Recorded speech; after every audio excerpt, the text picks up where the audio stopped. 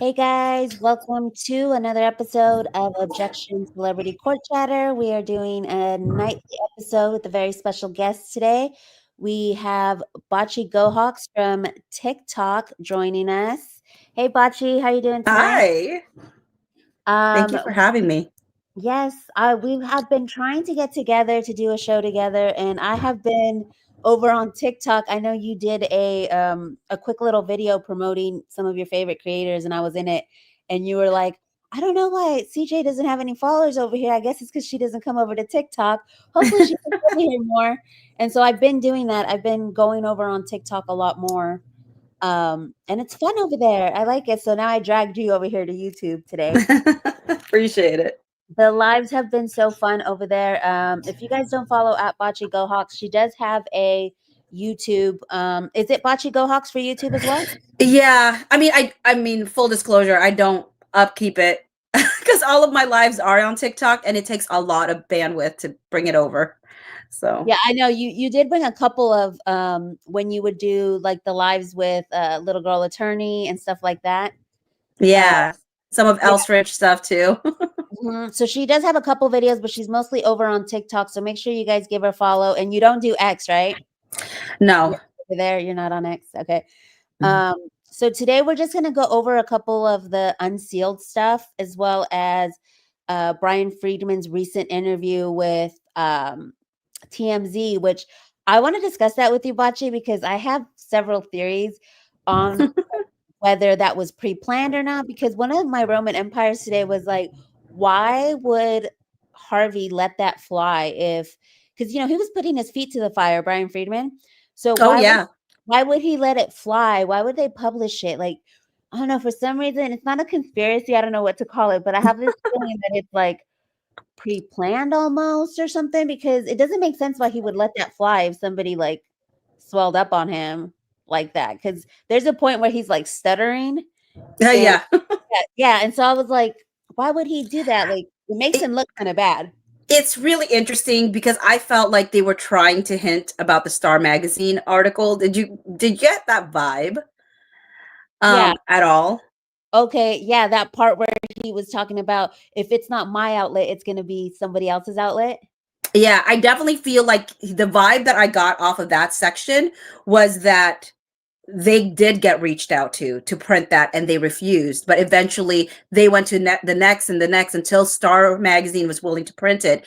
And then Mark says, and then once that entity prints it, then all of the other ones that weren't willing to print it gets 1 degree of separation by saying, according to Star, like it says this, and then Harvey says, you're not wrong about that.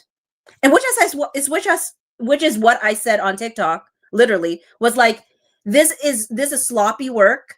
You can do follow up yourselves. But now, mind you, Harvey then starts to tell, like, well, I did reach out to Brian Friedman, and like he wouldn't pick up the Yeah, call, or he and didn't text or somebody whatever. clocked that. Somebody clocked that it's like an oxymoron, because he says you reach out to him, but then you don't, like, it was kind of like he was saying, like, I do my research, but then you don't text me back. Like, it didn't make no sense what he was saying, because if he did the research to like find out both sides of the story, but then that person isn't texting you back, then you don't have the other side of the story. So it's kind of like he was like contradicting himself a bit in some of those pieces. Yeah, no, I think what Brian Friedman was kind of putting his feet to the fire, saying, yeah, okay, yeah, so you don't get a hold of me. I mean, I'm busy. You know, the person who I'm, what I'm dealing with, they're almost at 1,000, docket numbers in that case. So he's like, look, I'm either having to write briefs, or I'm in like court, or what. I have things to do. Even my wife complains about the fact that I don't get back to her. But he's like, but that doesn't like usurp your whole process, right? Like, you still fact check, right? You still have to, if you can't get a hold of me, you're still reaching out and not just printing. But even Harvey's like, well, you know what, at the end of the day, it's like, it's about like having content.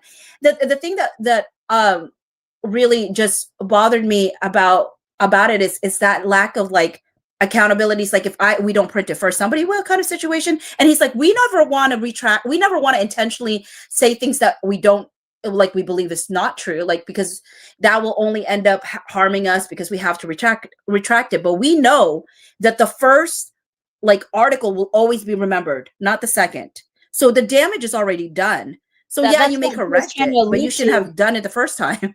Brian Friedman was trying to allude to that, like, what exactly do you do to undo the damage? And then he said, we'll fix it, we'll change the headline. 90% of the time, they'll just put like a little edit or whatever. They won't redo the article because he's saying, like, oh, the article will go back at the top of the website. And there was one, I'm trying to remember which one it was that they re-edited. It was a Baldoni one, but where they just put like a little like edit line on it, but they didn't change the headline or anything.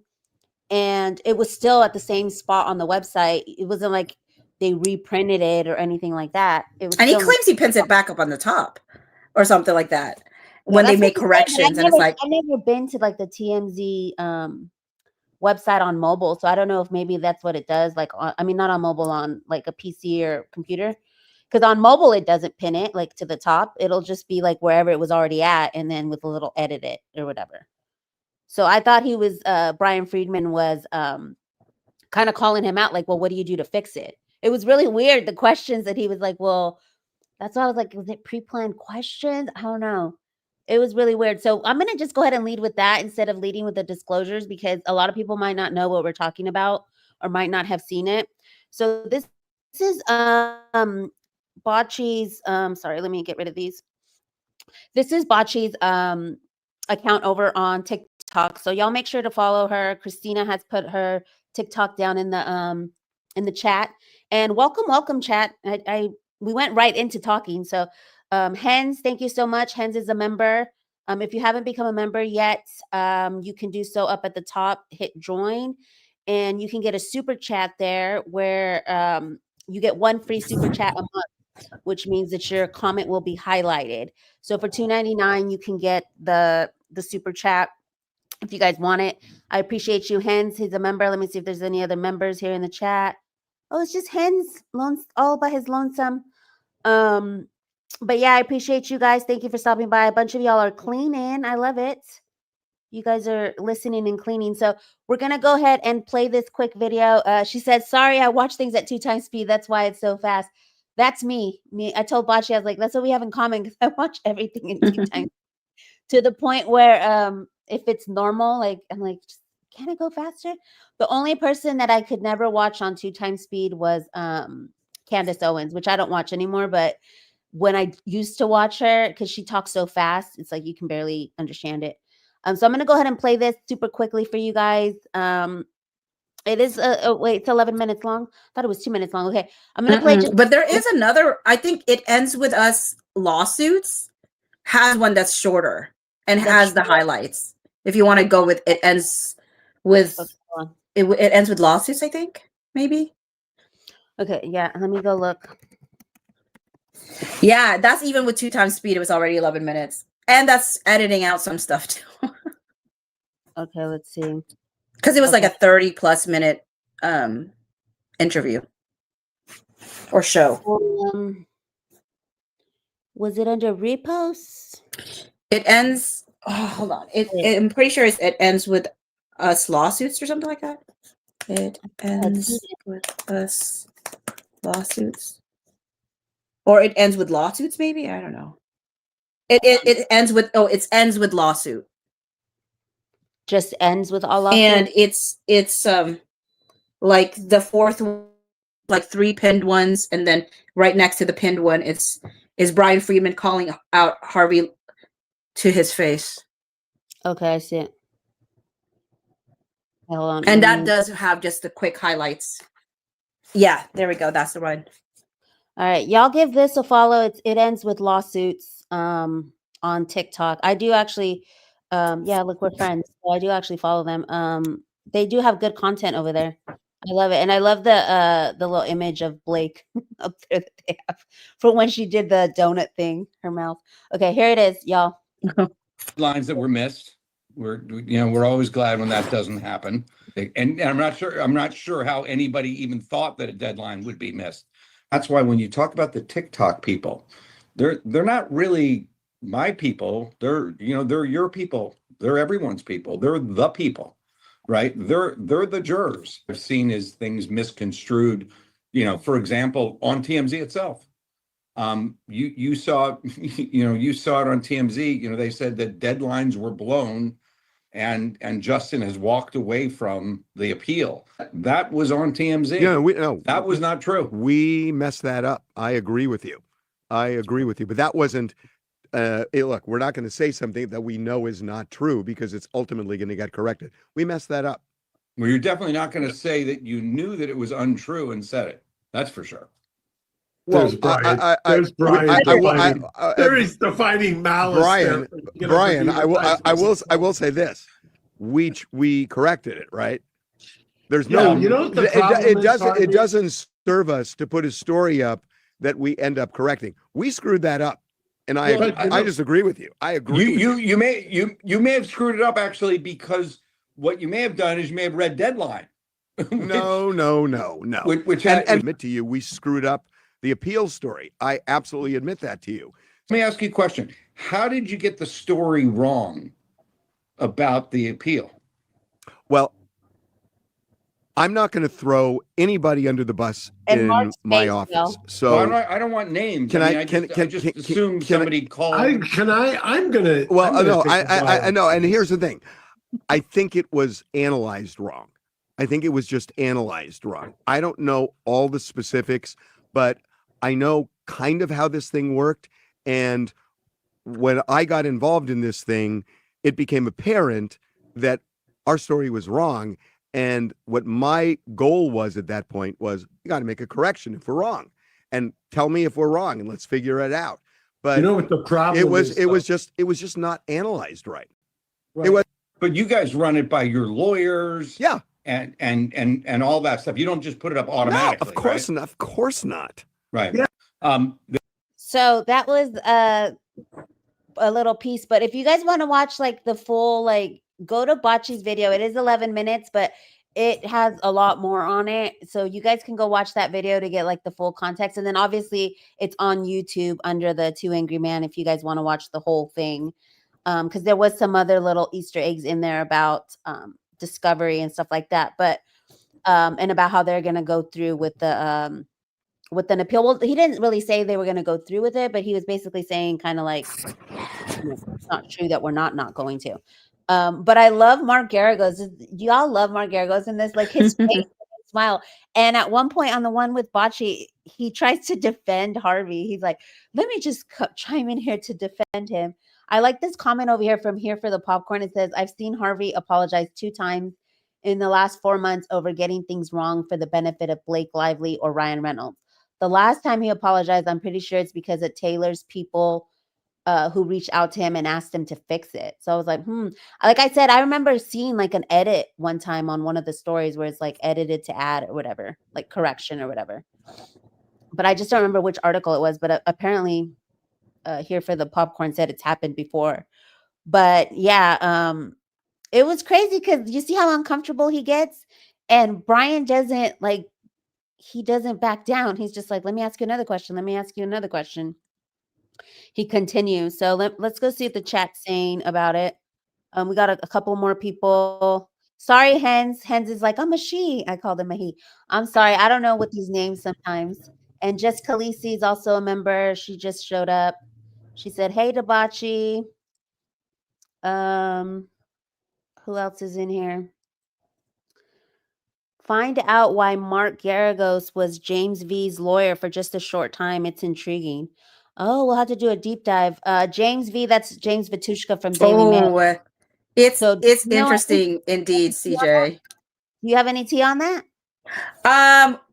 Well, I think it was exposed by Without a Crystal Ball. Like there's a whole slew of him. I think that he had wanted to maybe redact his declaration, and they said to him, like, you cannot do that because if you did, then it's like perjury. I think, I don't know how that works. I'm not a lawyer, but but there it's the back and forth that had happened with the lawyers. I mean, Tina, I thought at first that he dropped Tina, but it almost made me wonder if Tina dropped him because, or maybe I don't know who dropped who, but yes, yeah. I'm gonna have to look into it because when Brian Friedman had dropped Rebel Wilson or whatever, there's like a different saying because I was like, wait, did Brian Friedman drop her or did she drop Brian Friedman?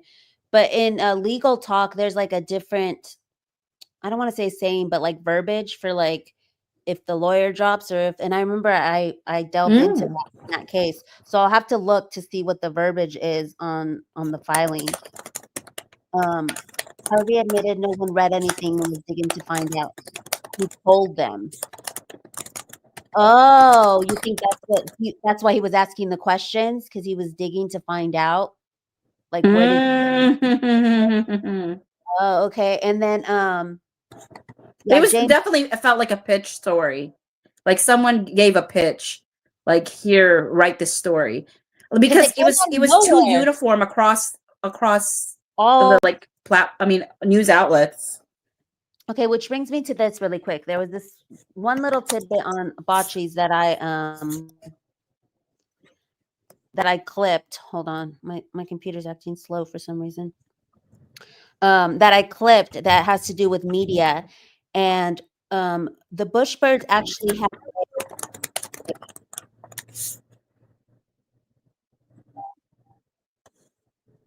Sorry about that. Let me just pull it up. Because Bushbirds had posted that Blake Lively was at Penske Media. This was 2 weeks ago on Monday. Right before all this stuff dropped, I'm gonna have to do the sleuthing on the dates exactly. I don't want to speak out of turn, but y'all, I hate it when y'all be tagging when I'm talking crap about something and then y'all tag. Well, this is people I think that they're tagging to report on this, but they tag Variety, Rolling Stone, and Deadline, and I'm like, I'm literally calling them out because sometimes people tag Blake Lively or Ryan Reynolds in my stuff, and I'm like, no, I don't want no smoke. Don't tag him.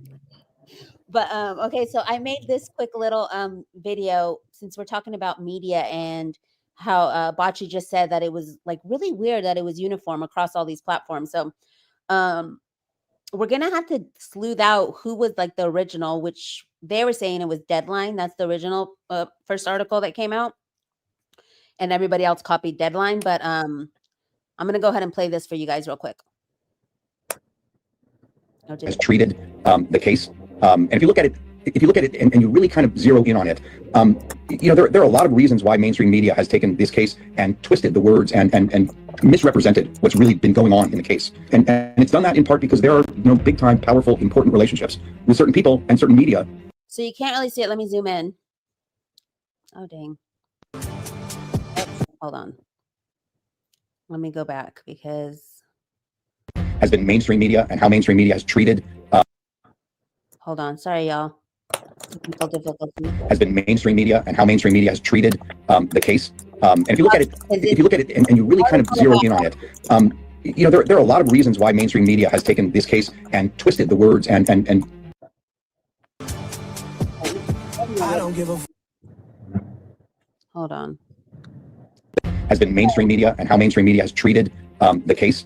And if you look at it, and you really kind of zero in on it, there are a lot of reasons why mainstream media has taken this case and twisted the words and misrepresented what's really been going on in the case. And it's done that in part because there are big time, powerful, important relationships with certain people and certain media, that's owned by very few people in this town. Has been mainstream media and how mainstream media has. I couldn't zoom into it, but that had all the Penske Media owned companies. Deadline is one, Variety is one. Who else was on there? Let me see if I can maybe just very few people in this town. Pause it for some reason. So and certain media. Okay, there it goes. Very few people in this town. Rolling Stone is one, Vibe magazine is one. But we know that Deadline, Variety, and very few people in this town. Has been mainstream media and how mainstream media has. But then again, in those messages, it says Variety by very few people in this town. That's owned by very few people in this town. Hold on. has been mainstream media and how mainstream media has treated. All right, let me go back to this. Okay, so yeah, that's, I think, I mean, depending on the dates, I just put like, why did she go to Penske Media? But I thought it was really weird when Bushbirds posted that she was at Penske Media, because that's, you know, they run mass media or whatever. So I thought that was crazy that he called her or called it out. He doesn't say any names.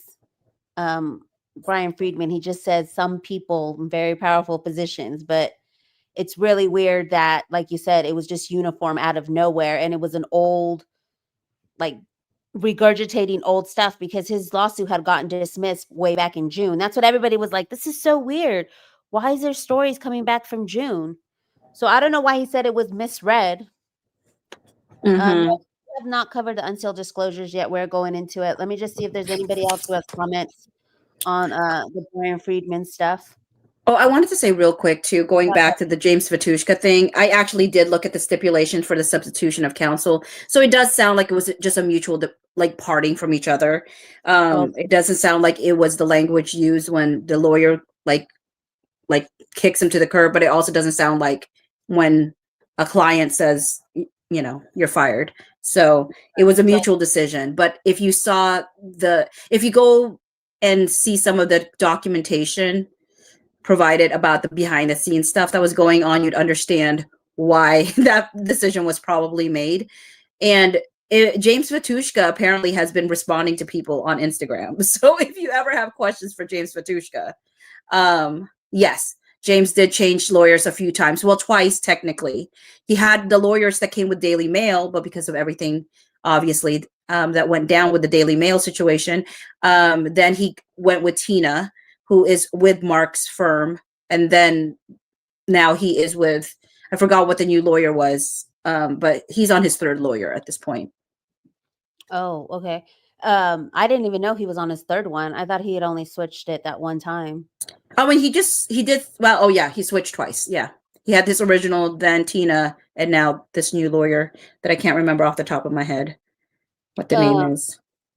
And he was like, he's going to play like a really big part, because as far as whether he's a credible witness or not, they could just say, oh, well, he's not credible. But like, that whole situation was just really weird, because that is in the text messages that got unsealed. We do see that Leslie Sloan spoke to someone, right? But were they saying that she spoke to Sarah first in the New York Post before she spoke to James at Daily Mail? Like, which one was first? I think Sarah was first. Because there was already, I think she had reached out to Sarah, I think August 1st. The article itself didn't come out until August 9th. And the Daily Mail one went out on August 9th as well. Oh, and the third person that he has as a lawyer is Jonathan Lee Bursock or something like that. Mm-hmm. I wonder. Go ahead. Oh no, go ahead. I wonder if that's going to come into play as like a big deal now that we know that it was, because I always thought that the leak story with Leslie was James Vitushka in that text message where she's saying, like, you know, that's not how it happened. That was with James. So I always thought like, oh, she seeded the first story. But well, she seeded this first story either way. Oh, Sarah yeah, or James. And that's why I never understood why they made a big deal that Sarah wrote this article and made it, because I remember when they tried to paint it like, this is Sarah Nathan, this is Melissa Nathan's sister, giving the connotation that therefore she must be writing pro Baldoni stuff because her sister's working with Justin. I'm like, I read that article. That was a pretty pro Blake article. So I do not know what you're talking about. So yeah, he has blamed Leslie, Brian, and then Daily Mail, and maybe another one so far. There's two. He kept blaming everybody. I mean, right. he even did blame Melissa Nathan at some point. He got really upset with Melissa. I think there's a fracture in that relationship for sure. Yes, somebody said Ryan and Blake just learned in real time with us that they were canceled. TMZ jump ship, because Harvey says it. He's like, I personally think, you know, Justin is right or whatever. Like, I don't think that, you know, that they're blah blah blah. And I'm like, damn, did he just come out as Team Justin? And Yeah, I thought that was pretty funny that he was just like, no, I personally. Okay, so I look, loved how he was trying to gaslight us into believing that mainstream legacy media is pro Baldoni. Like, if it wasn't for TikTok and other social media platforms, like, Justin would not have a fighting chance. You just listen to legacy media; they'll tell you to be pro Blake. That's the messaging I receive from those things. So I don't even bother reading anything people put out, because I'm like, I already know what my thoughts are just reading the docket, so I don't need their opinion trying to sway yeah, me. and Chris PR and Ashley Brianna Eve are actually who taught me how to like read like above the fold and all that stuff. Like I learned so much about PR through this trial, through them too, and to where the point where I'm like, I don't really like to get my news from like regular MSM because they skew it. It's always it. That's why it's so cool that we have docket updates, which we're going to bring up here in a second, because now the people can actually go read the documents themselves, educate themselves on it, and not just because that's the one thing that I hated doing my shows. It's like there'd be all these articles about all these legal cases with celebrities, but then I couldn't see the docket, but they did, right? It'll say deadline, saw the paperwork. And I'm like, why wouldn't they just put the link for people to see it, like at the bottom, like sources or whatever? And it's because they want to gatekeep, like, oh no, that's why on all my videos and all my shows, I always put it so that y'all can go and look at it yourselves. I wanted to point this out really quick. My chat is so smart. They went and Googled it. So it was October 20th. Actress Blake Lively visits the Penske media offices. So now we need to figure out when did when did the Deadline article drop? The first Deadline article about Justin Baldoni losing. Do we have that one? And we are going to get into the unsealed disclosures, guys. We just started with the I want to say tasty stuff, but it's not tasty. Juicy stuff, like the savory stuff. Let's see what else we have. Oh, Angela. Go, Angela. Thank you so much for the 20. This is so cool.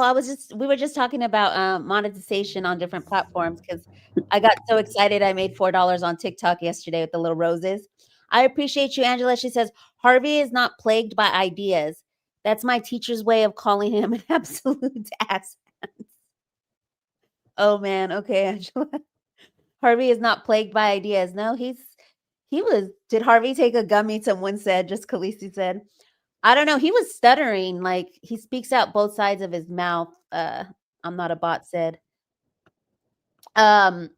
Ocean says that it was Sarah that was first. Yeah, that's what Bocce was saying. And I love that I have Bocce on the show because same girl, different time. She was supposed to be on here too. I don't know where she went, but because I had sent an invite to a lot of the TikTok peeps, but she always calls you the human encyclopedia. And I'm like, yes, you're the one that knows so much about this case inside and out. I can like literally give you like a date and you'll be like, oh, that's when this and this happened. And you know all the names and stuff. So I'm glad I have you on the show today. Thanks. You clocked Sarah real quick. Let's see, what else are we before we get into the disclosure? Oh yes, thanks for having Bocce on. I know Bocce is amazing, and I always tell her that, and she's like, "Girl, stop," because overall, she's one of my favorite. Like, if someone were to ask me who's your overall favorite creator in the whole Baldoni saga, it's Bocce, because she's only taking a short little break. What was it? 2 days? You were supposed to take a week break on vacation. Yeah. And now I'm taking a vacation again this upcoming year. So I'm like, I hope I'm going to be good. So if I go MIA for a little bit, it's because I'm on vacation. But even when I went on vacation, I ended up paying like $200 so I could bring y'all's videos from like and stuff. And so that's why I was like, you have been on it since the very beginning. You only took, because I took a couple weeks break. I couldn't. I needed mental health days and then some. And then I got sick the most this year than I've ever gotten any other year. Oh. And I blame it on Blake. I blame it on all the sleepless nights. I call it the Blake flu. I'm like, how is it that we all get sick when there's like a big docket drop? But yeah, like you have always just kept going and you know all your facts, front to back. You research everything. You're good at sleuthing. Like, I just love you. Angela says, thanks for helping Perez out, CJ. Yeah, I'm trying to do the same thing for Andy on Monday's show. You guys tune in on Monday. We're going to have an update on what's going on over there with Popcorn Planet versus Blake. I'm trying to get, get updates on the show every morning so that you guys know what's going on and we can help him out with his legal fund and stuff, because it's crazy over there. Like they want his sources for that documentary, and yeah, it's getting pretty crazy over there. It says Deadline saw the subpoena from Stephanie Jones and hid it from Wayfarer and all the public too, didn't they? Which subpoena, Roses? Which subpoena are you talking about? Subpoena from Stephanie Jones? Van Zandt? Van Zandt? And hid it and all the public too, didn't they? Yes. Oh, Deadline hid it from them? Oh, yeah, they were the ones. No, I think it was Daily Mail who said that they had seen it. They were the first to report on it, right? That they had I feel seen like it. there was another article somewhere, but I don't usually step outside of the docket as much as possible, so I don't know. Okay, yeah, you stick to the docket. All right. I think Van Zandt. Okay, that's what she was talking about. All right, we're gonna go ahead and get into the disclosures. I'm gonna start off with my favorite website over here, which is docketupdates.com. If you guys don't know about this website, this is a great website to go to for everything Justin Baldoni. You get latest news, the judicial calendar, when stuff is due, all the cases connected to it, Stephanie Jones, Jed Wallace, the Andy and Popcorn Planet. It's got a whole section for the 17-point list and her contract writer, a list of all the key players in the case, a playlist of songs from Bocce, which we'll probably end the show with. But let me click it. But these are all originals by Bocce from Suno. But she makes these. They're really, really cool, and they're all about the case. My favorite is The Truth. Wait, what is it? Not The Actual Truth. What is it called? What's the lyrics? Trying to think. It's the one about truthfully. No, it's not truthfully. Oh, like literally, metaphorically, or no? No, that's not the one. Let me see where it's at. No, it's not here. Almost truthfully or something like that. What is it called? Technically true. Technically true. Yeah, that's technically the one true. But I don't see it here. And she might not have put it in. I mean, I have 47 songs. She's not gonna put up 47 songs. Okay. But yeah, that's my favorite. Technically true. If you want to do it, you can go to my page and hit the playlist. Okay, if you go to my profile later. I want to outro with, because that's like my jam right there.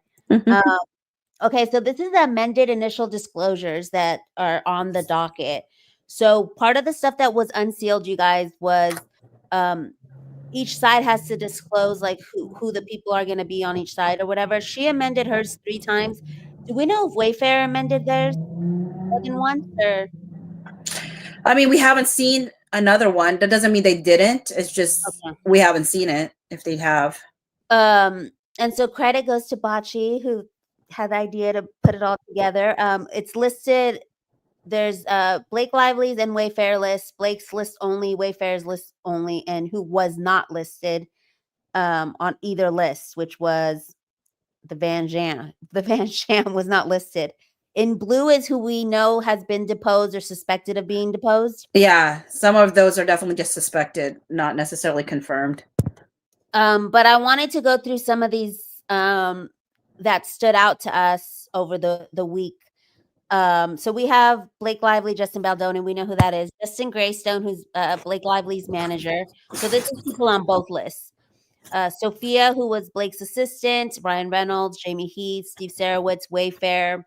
It Ends With Movie LLC, Leslie Sloan, Vision PR, Stephanie Jones, Jones Works, The New York Times, Tara Hanks, who's the president of Wayfarer, Milika Tuskovic, which is the vice president of Wayfarer, Brandon, Jenny Slate, Isabel Ferrer, Alex Sachs, who was the producer, Todd Black, who was the executive producer, and then you have JB's assistant AJ, Adam Monchine, who was the guy in the birth scene. He was the actor who is Baldoni's friend.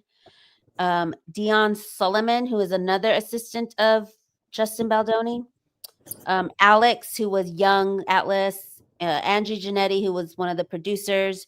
Sony Productions, Robin Lively. Lizzie Talbot, who was the intimacy coordinator. Andrea Ageman, this was a new name to me. So she's the line producer, I guess. So maybe she's going to be testifying as to like the script and stuff is what I was assuming.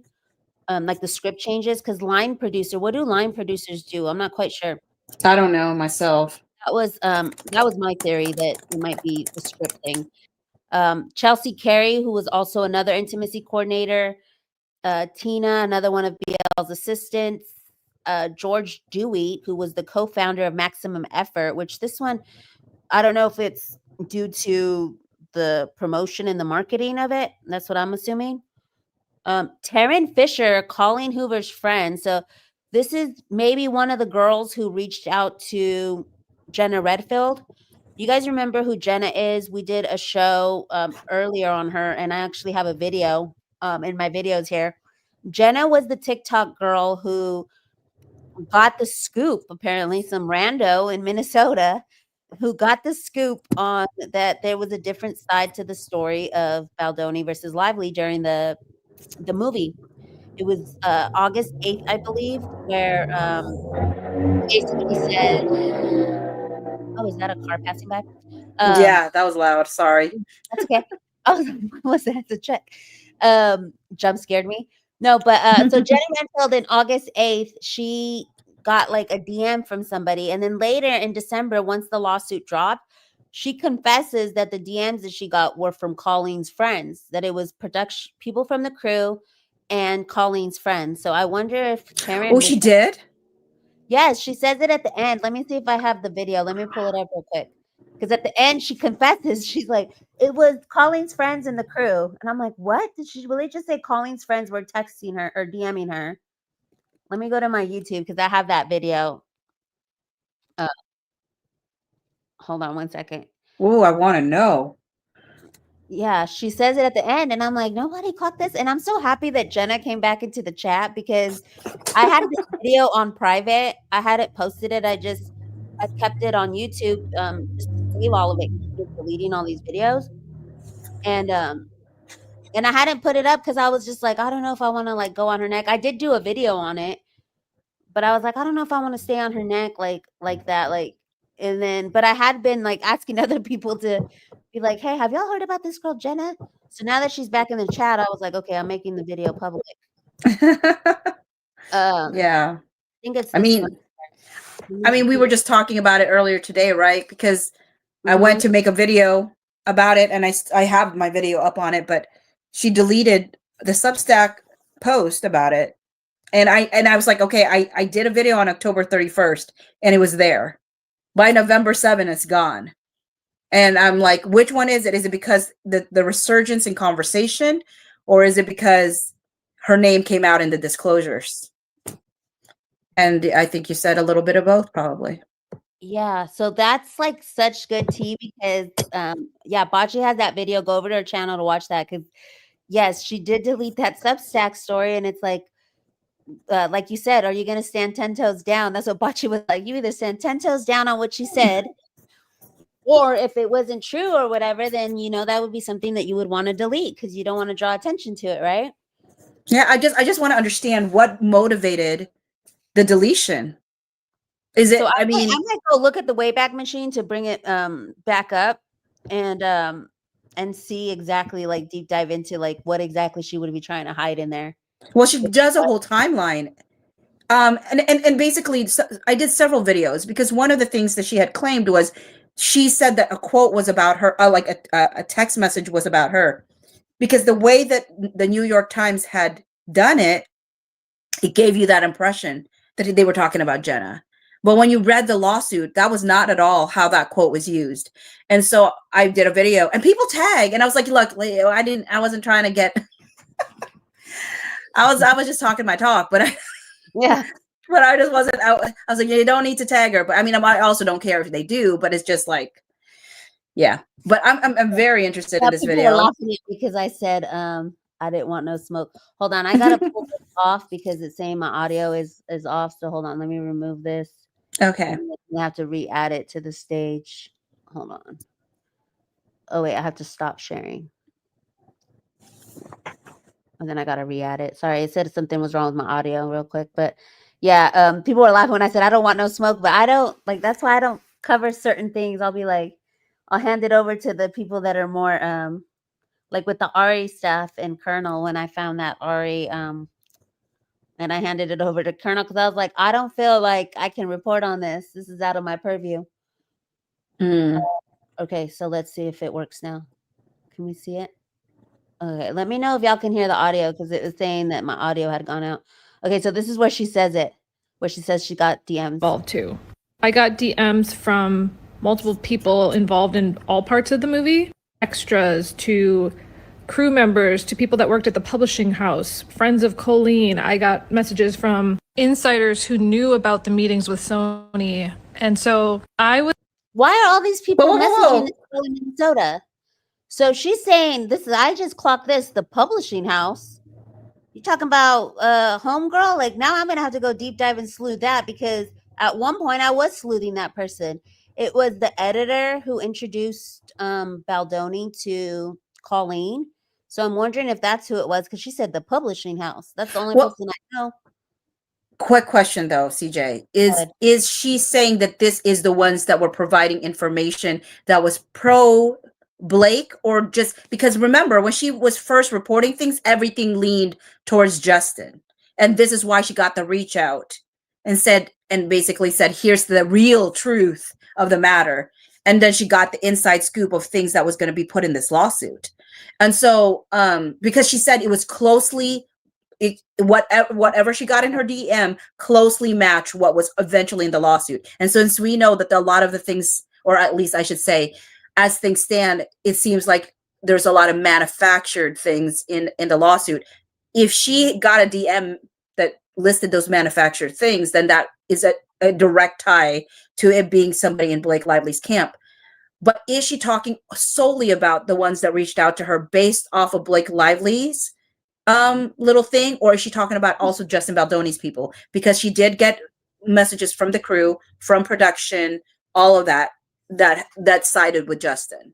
Because she says up here like it almost like it's organic. So up here she's like saying like that she organically was just like, why isn't he at the thing? So I'm just gonna play it from right here, and then y'all can see with the context if she just means that or if she means everybody. Okay. Oh, not me getting the circle of death. Sorry, y'all. It's always technical difficulties. Like I want to have one show, and in all the shows I've done, I've never had one without technical difficulties. Yeah, I might have to restart it. It's at 6:51. Let me see. 6:51. Wow, wait a minute. You have the mother load. Yeah, it's like the whole thing. It tells the whole story, and people are like, oh, I posted this. Is this live? This is. Have you made this live yet? Yeah, I've got to do a deep dive off of your stuff. Yes, you got to watch this one because it has all of it. It tells like the whole story from like when she first started. And she's like, oh, I just shut got the front door. Yes, and the funny part was that the headline at first, where the title of it, I had just put TikToker gets something with it ends with us because I didn't mean to publish it. But when I published it, I didn't send I didn't change the title, and everybody thought I was being pro Blake for posting this. Like, you should see these comments. Like, people are like, let me see. Say hello to BL and RR. Don't forget Leslie and Miss Jones. Like, PR stunt, Leslie, is that you? I don't know. They were like acting like I was like posting this for Leslie and them. It was so weird. So I had to clarify with some people, and someone's like, oh, I know people weren't reading the description because I was like, I had this video as unlisted, but brought it back due to Brett Cooper, Che Gio, and Bocce Gohawks, who were over on TikTok discussing it. But someone's like, no one's reading the description, so no one knows, like it's taken out of context. But yeah, no, it's everything. It's got all the videos. Oh, I'm so excited. But okay, so you guys can tell me what you think if y'all think that she's talking about both, because here it seems to me like she's saying that what she discovered was organic, like she organically saw that he wasn't at the premiere, and then so she started reporting on it organically. Because that's what I wondered. Like, did somebody tell her to report on the fact that he wasn't at the premiere? Y'all can tell me what it sounds like right here. Understand more about what the context of what was happening in August. There's a reason that they didn't do any press together. That's why I was like, got me into it. I was like, why aren't they doing press together? It's so weird. It's because Ryan and Blake were building a legal case against Justin. And at the time, I remember there were rumors. I kept hearing rumors that there was a restraining order against Justin. Again, I have no idea if that's true or not. But I think Sony obviously just like separated them because of this. Ryan and Blake kept things so close to the vest, but there's lots of other people involved too. I got DMs from multiple people involved in all parts of the movie, extras to crew members to people that worked at the publishing house, friends of Colleen. I got messages from insiders who knew about the meetings with Sony. And so I was at this place where I'm like, I don't know what's true. People say I was really wishy-washy, but I'm like, how am I supposed to know what's true or not when it's just a bunch of DMs from people I don't know? However, there was one DM that I got that was so detailed that I truly believed it. And that is the one that is now, in my opinion, going to come to light with this lawsuit. So they're going to have to like be like, provide that DM. And who was it? Like that gave you all, because she's saying she got DMs from insiders inside the Sony meeting.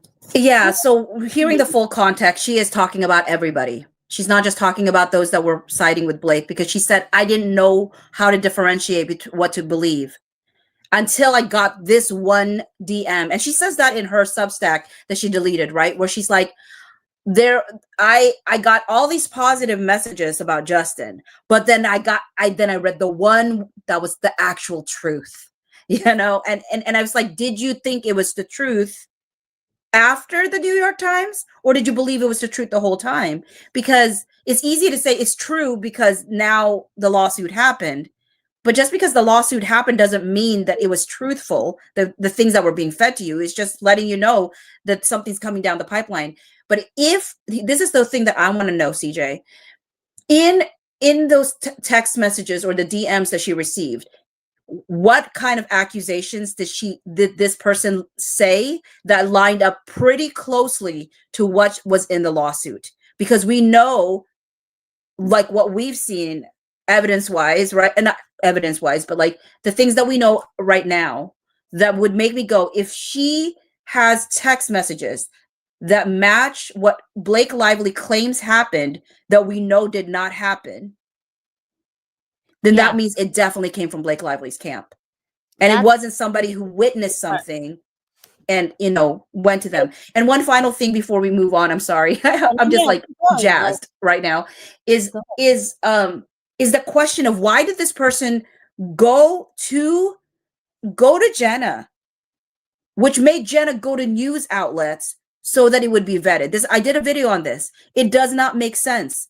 Why have a middle person unless you want to create a separation between having to go directly to the news source?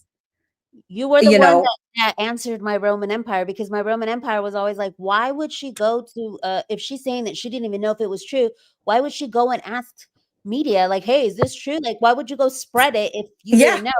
Like, if I find something, I'm not going to go and tell TMZ, like, hey, unless it's like a tip because I want them to do the story. Because I remember I did that with Candace Owens in the very beginning with the Brandon Sklenar stuff. When I was trying to stay on his neck, I'd be like, hey, you really look into Brandon Sklenar, you know, whatever. But it wasn't anything that I wasn't like sure of or not sure of. It was just like, look, he was in this press junket and like, you know, stuff that was factual. But once I heard what you said, I was like, oh my God, that makes total sense. Because if somebody seeded it to her and then she seeds it to the whatever, there's like a middle person in between. So that answers the question. Because the thing is, like, oh my God, I didn't want it to get spread, and I did it. And I'm like, well, then why would you reach out? And at one point, she says LA Times reached out to her first. Mm-hmm. So why would LA Times reach out to some Minnesota girl? Like, what were they like tracking TikTok or something? Like, I don't know. It just that one was weird. The LA Times one. Now, mind you, people are tracking stuff.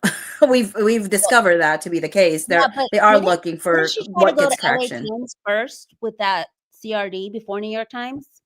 Like, wasn't there a rumor at one point that she tried to get LA Times to do it before she got New York Times to do it? See, I've heard rumors of that, but the only rumor I've explicitly heard, actually, I should say, is that Leslie Sloan was trying to get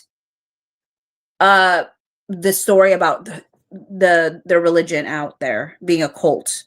That was the story that she was trying to push. Now, whether that was to the Los Angeles Times or something else, I don't know. I will say that the Los Angeles Times eventually wrote a story around toxic positivity, which could be like kind of tied to his faith. Eventually they did, but they didn't write anything in that moment about anything against his faith. Also, I know that Jen Abel and Melissa Nathan were talking, and Jen says to Melissa that she's nervous because the Los Angeles Times had reached out to Justin's former assistant. But I didn't know why she was nervous. But I think it had to do with the toxic positivity article, though, because eventually when the toxic positivity article came out, I believe there was a quote from his former assistant in that article. Yeah. Someone says, does Brian know about this girl? I'm assuming he should, or he does, because disclosure. Yeah, the disclosures and stuff. So, but it was only on her list, which I thought was really weird that it was only on her list, because I would have hoped that she would have gotten post. But let's continue. Somebody in the chat said that Donna had done a video on Taryn Fisher, and she was Team Lively. I'll have to go back and check on that one. We had Vivian Baker, obviously the makeup artist, Lisa Rogers, that's a new one, production supervisor, and Carol was her hairstylist, Taylor Swift was playing Colleen, James, social media account manager at Jones Work, Josh Greenstein, president of Sony, Warren Zavala, which was Blake's agent at WME, Danny Greenberg, which is Justin's WME agent, then WME themselves, Tag, everyone from Tag, Jennifer, or Jennifer was from Jones Work. Jennifer Abel is Baldoni's publicist. Melissa Nathan, who was the crisis manager from Tag, Jed Wallace, Street Relations, Matthew Mitchell. He comes up a lot in these text messages, Matthew.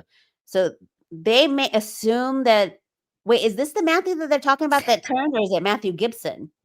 I didn't know there was two Matthew. Yeah, Matthew Mitchell. They were talking about Matthew Mitchell. And are you talking about the text messages that were released recently? That he turned. Yeah, that he turned. Yeah, it was about Matthew Mitchell. But can I say that I love how Carol put Jed Wallace, a Texas resident, as an explanation of who he is. I love her. If y'all don't know Carol Snyder, she doesn't put out content, but she's over on TikTok. Y'all can follow her and give her a shout out over there and let her know that her docket updates. She's the one that puts together the docketupdates.com website. And it's kind of like a collaborative effort with a lot of the TikTokers who contribute and stuff like that. And if you don't have a TikTok, because I know a lot of people here, they'll always be like, well, we don't have TikTok, CJ, you got to bring it over. The cool part about Docket Update is that it's got all the TikTok videos that creators make on the, so you go to the latest news and you have the docket there, the filing, and then underneath you can watch all the TikTok videos without an account. So that's really cool as well. Okay, so we have Matthew Gibson, Matthew Mitchell, okay, Riley, who's in some of these text messages. She's someone at Tag, account executive at Tag. Sarah Nathan, which is a reporter. Stefan Sonnenfeld, who is the colorist. Now him, I know what he's going to testify to, because y'all remember that there was a junket type of deal that he wanted to do with like a media outlet, Justin, where it was going to be like a fake colorist session where, you know, it was all there. The footage had already been colored or whatever, but they were going to do like a faux session just for the interview, like for the camera. And Blake decided like, oh no, not on my watch. So for some reason she like shut it down. And as far as I know from the docs, it never happened, right, Bachi?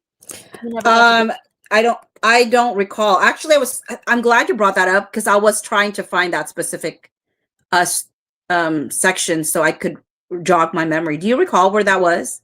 It was it's in the timeline info, or it's probably in the, you know, this, let me go look in the timeline. What is it? The lawsuit info website. It's probably somewhere on the timeline. You could probably, let me go look if I can see, if I just type in coloring. Okay, because I'll open that up. I'll look for coloring. We'll just start sleuthing in real time. Color. Oh. Did color come up? Let me see.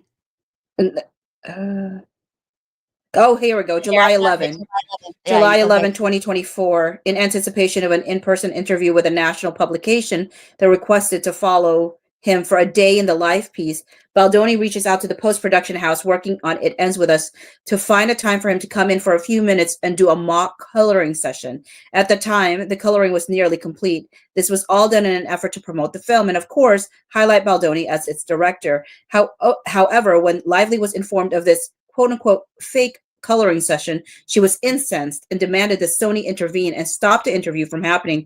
Sony obliged, which left Baldoni and team disturbed by Lively's insertion into Baldoni's own marketing and promotional efforts for the film, which again gives you the inclination that they were not at all together, ever planning to do marketing and promoting together at that by that point. Yeah, So and that's she had issues. the messed up part, because not only did she not want to include him in her marketing and promotion, but she also didn't want him to do his own marketing and promotion. It was like she wanted to shut him out at every, like she was stuffing him out at every point she could to not be a part of this movie. So that's why that's kind of why we're going over these disclosures. So like for some people that don't know the names or who don't know what it would pertain to, that's what Stefan is probably going to be testifying to, or why he's there.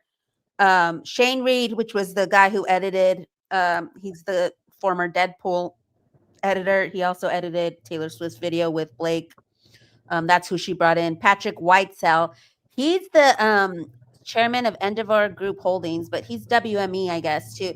I think Patrick Whitesell is the WME agent that that Ryan approached at the Deadpool premiere. Remember, he approached somebody from WME to talk about how Baldoni was a SP. Because he's the only one from WME that I saw at the Deadpool premiere was Patrick Whitesell.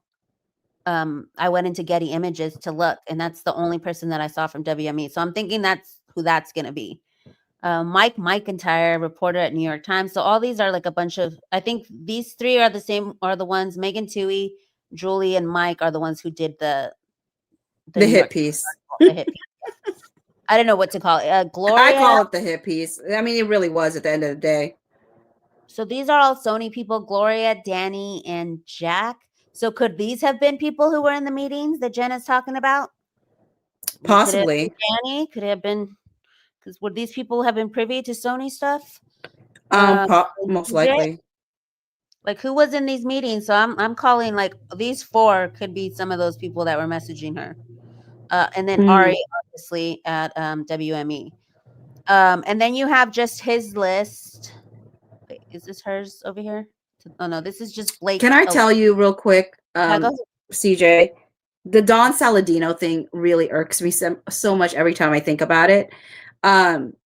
So Don Saladino had his post.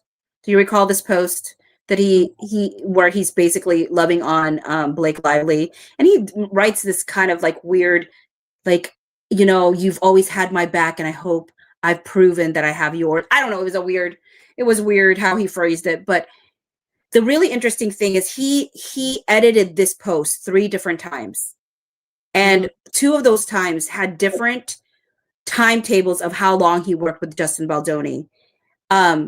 But the thing that really was interesting is that he updates this post to include the line that he had this uncomfortable conversation, which was then quoted by Blake Lively in her amended complaint, which eventually he deleted off of his, like after his 3rd edit of this particular post, he deleted the very section that he added so that she could add it to her lawsuit. And one of the things I had said at that time is that line about how he had an uncomfortable conversation and that resulted in him not being his trainer. I said, it doesn't tell you who he had that uncomfortable conversation with. The assumption he wants you to make is he had an uncomfortable conversation with Justin Baldoni. But I could actually imagine an uncomfortable conversation with him and Blake Lively and Ryan Reynolds saying, you are absolutely not going to be his trainer because we're your cash cows. We're the ones that get you all your jobs. If you don't have us, you don't have anything, which is actually quite true because it's only like people well, not only people, but really they're the biggest reason he has any money. And so I think you know, in the end, he helps Justin Baldoni get his own trainer, who is eventually put in the list that we're going to be looking at it in the disclosure here. So I don't know, Don Saladino. I don't know. That guy. Is he your forever Roman Empire? I'm not a fan of his. He's so. I mean, it's so clear.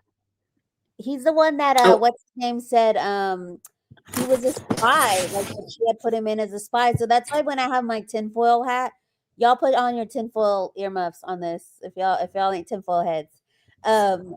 You know, when I had my theory that it was like Stutterfudge or whatever, like where they planned it from the beginning. I had that theory that it was Alex, Colleen, I thought maybe Andrew, but that they had all planned it. And so when he called Dan Saladino a spy, I was like, is that because it seemed like she was trying to put people around him that were friends with her. You know, Liz Plank.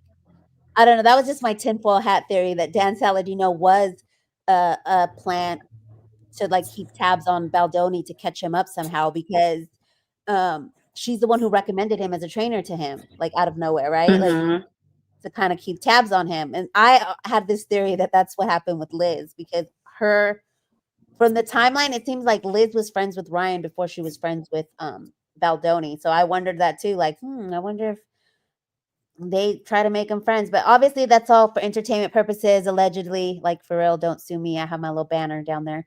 It's hard to talk crap because we don't have a banner. So I have to be like, allegedly. Here we could talk freely. But go hens. I wanted to put this. She says, here for RL sleuthing. Bill and RR can't stand y'all. I'm like, for real, we staying on their necks. So we stay on their necks. Stay on their neck.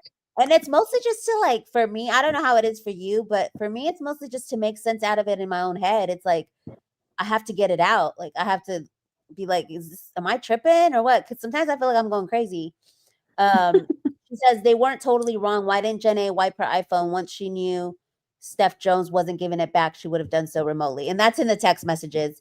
Melissa Nathan, when she gets hit with the New York Times stuff, says, dang it, Jenna, like, how can you be so dumb? We don't have an answer to that, unfortunately. She just didn't, I guess.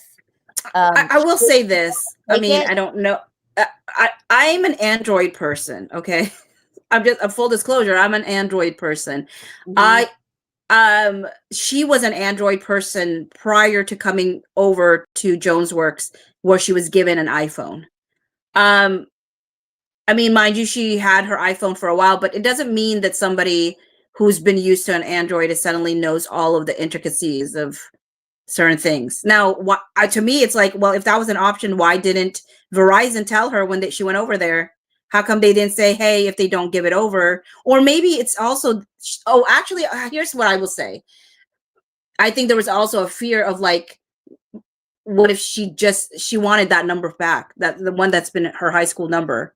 Maybe she didn't want to wipe everything off because she was hopeful that she would get it back. You know what I mean? Especially if she kept getting told that. But I don't know.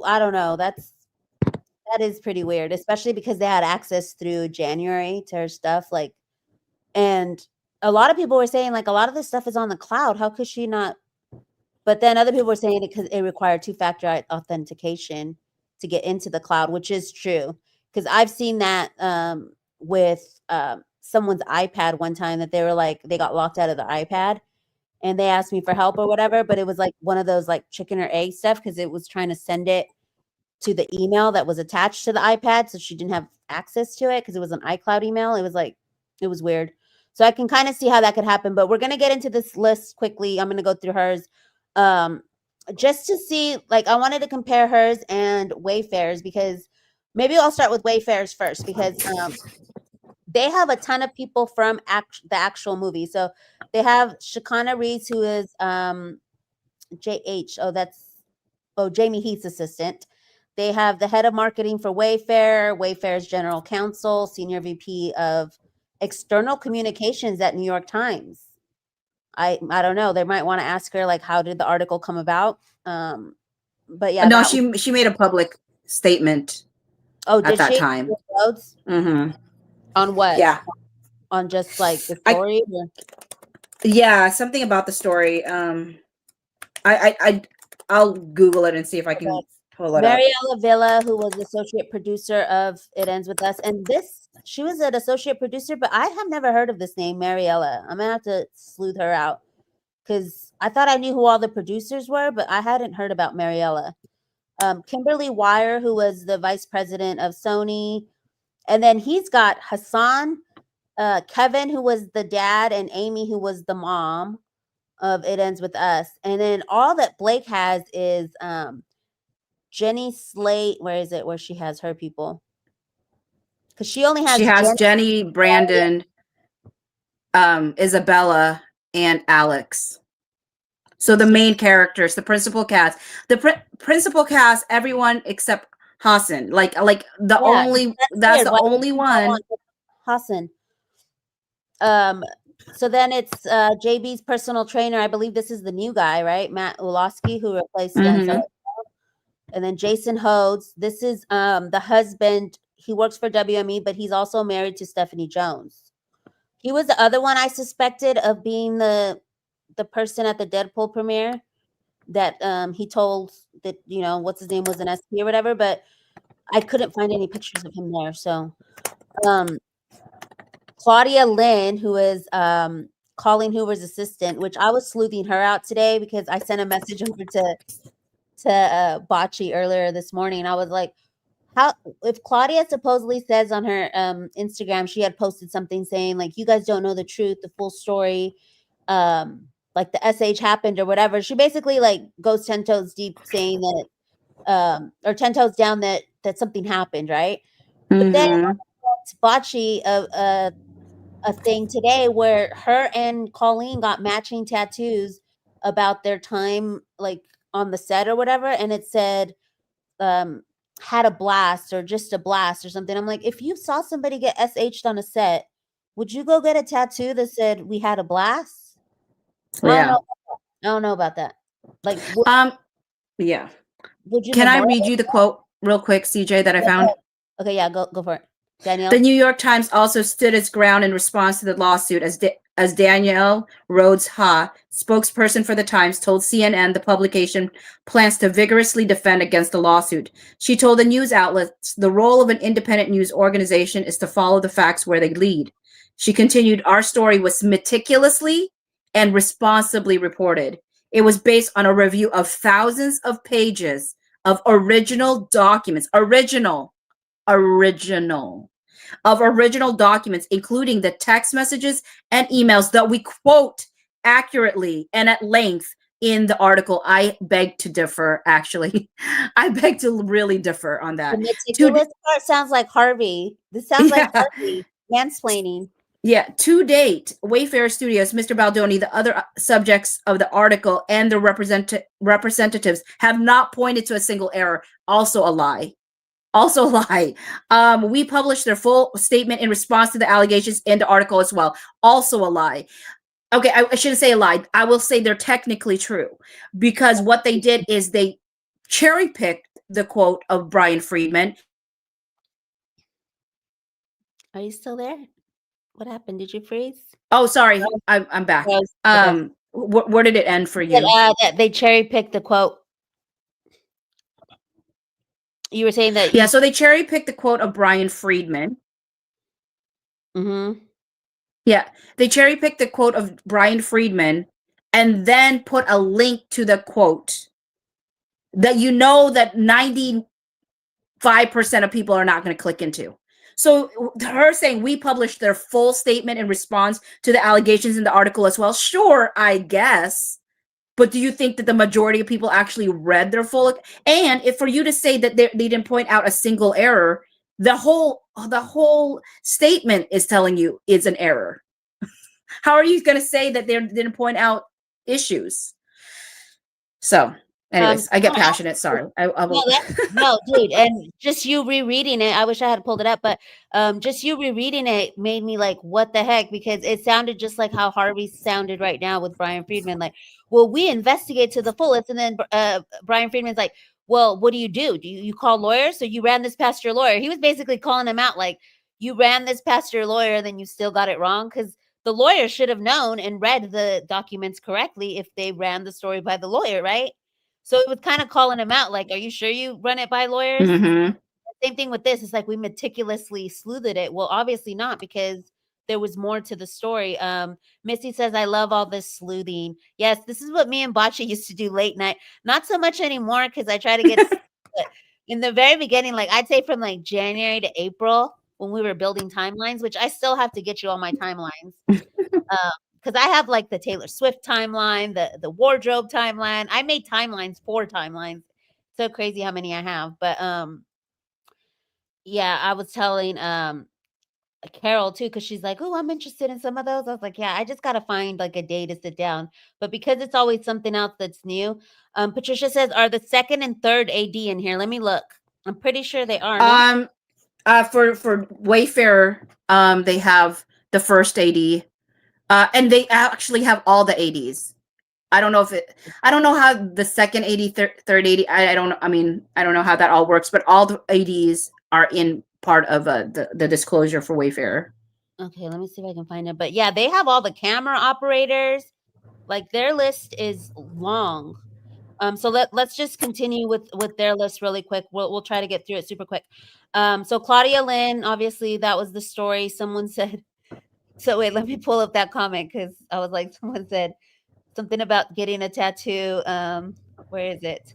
The tattoo says, I got someone got SH, but all I did was get this trans. Oh no. A tattoo is a very odd reaction to a set that had SH in it. That's what I was saying. I'm like, and also somebody said in the live, I did a TikTok live the other night, they were like, wow, I've never heard it put like that. Because I was like, why would Blake want to continue to do stuff with Baldoni, and why would Ryan allow her to?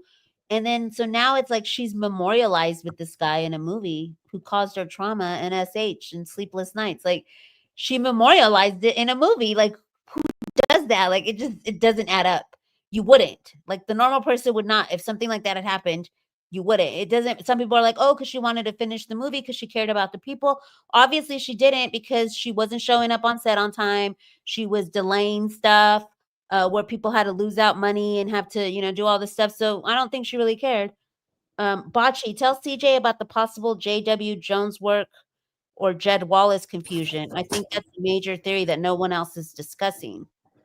Oh, it was because Sarah had brought it up in a live, and she's like, do you think that they thought that they were talking about Jed Wallace when they kept saying JW and didn't realize that they were talking about Jones Works? And they abbreviated JW in the text messages? Yeah. And so we were laughing about that. Like, what if that would be, I said, Blake that does tend to miss context cues. So that is a possibility. Oh my God. Like if they were like, oh, we were talking to JW and it was Jones Work, and they thought, it's Jed Wallace. Yeah. Yeah, it was, I think there was some sort of text message about JW putting out articles or something like that. I don't know. Oh, that is so funny. That would be funny if that's what happened. I could see it happening. I could see it happening. That's why we were rolling in laughter. Lauren Shaw, which was the stunt coordinator, which me and Bocce were talking about whether or not body doubles were used, because in the timeline lawsuit info, let me see if I can pull it up really quick. And thank you all for stopping by. If you guys haven't hit the like yet, or if you're not subscribed, hit that like, hit the subscription so you guys get notified when I go live. We have a good crowd here tonight, and sorry it went over an hour, but it's a lot to go through. So is it usually only an hour? Sorry. Yeah, it's been an hour and 10 minutes, but usually on TikTok, this is how we do it. We don't have like a set time to end the show, right? Like we'll just go. So this is fun. I like this. Wait, this is body double. Hold on. There's got to be another one. Yeah, are you just looking at the 17-point side agreement? Lauren Shaw is put as the stunt double and the body double, as well as I think Cole Mason. Is it Cole Mason for Justin Baldoni? And neither of them are used for body doubles. They ended up being just used for stunt. And I think Lauren Shaw was already hired as the stunt coordinator before she was ever put in as the body double and stunt double. So I think she's going to be testifying to this part where it says, Baldoni was rehearsing the scene with the body double, the scene was very real, where she said that the scene where he lifted her up was made up. And here's the script pages of the lift scene, and so she might be testifying to that. But I wanted to find the part where they said that she didn't end up using them. There was a part in here where she's like, and they didn't. She requested a body double, but then she didn't end up using them. So that's what we were discussing, whether or not she used hers. Well, no, we know for sure she didn't use hers, right? I mean, she didn't use either. None of the people that was listed as body or stunt doubles were listed as body or stunt doubles within IMDb. Now, mind you, not that IMDb is 100% accurate, but if you go to Deadpool and Wolverine, stunt doubles and body doubles are listed explicitly as stunt doubles or body doubles. So it's clear that Cole only did stunts, and Lauren was the stunt coordinator. Okay, because I remember I told you, I was like, if they didn't use any body doubles, not his or hers, because I was like, maybe she didn't use hers, but then she had them use his, so she didn't have to do the scenes with them. Remember I told you, I was like, I will scream if those scenes, because I hadn't really watched a lot of the scenes in the movie, and I started to like, delve into some of the scenes in the movie the other day, and where he throws her on the bed and all that stuff and gets on top of her, I was like, excuse me, like if she did that after the fact, because supposedly those scenes were filmed in or after the fact, right? All the implied like sex scenes or whatever. I'm like, if she did that with him after the fact, like that's just crazy to me. I don't know. It's crazy. That's why I was like, I will scream if they didn't use any body doubles and she was doing scenes like that with him. And then the fact that Ryan mocked it, where in that Instagram post he put, hey, remember, or no, he was like, go check out this trailer, go check out this movie, or something about how he loved it, except for the fact that Blake was sleeping with other men. And I'm like, would you make a joke like that if she had actually been SH'd? Yeah. Like, and he didn't say Lily, he said Blake was sleeping with other men. I'm like, was it Blake or was it her character? Like, yeah. What? And the weird thing is, I was like, first and foremost, it is her character, not Blake. But the other part of it was like, there's only scenes of that nature with Justin's character Ryle. You don't see that with Atlas, except unless you're fudging and thinking young Lily is you and young Atlas is Justin. Like, that's the only. It was such a weird dynamic, the way they talk about these people as if they're not their characters. Like, I do think they have a hard time differentiating between the two. And that's what a lot of people think that happened with Blake. Like, she just started to see him as like Ryle and like get the ick from him or whatever. So here's the assistant directors.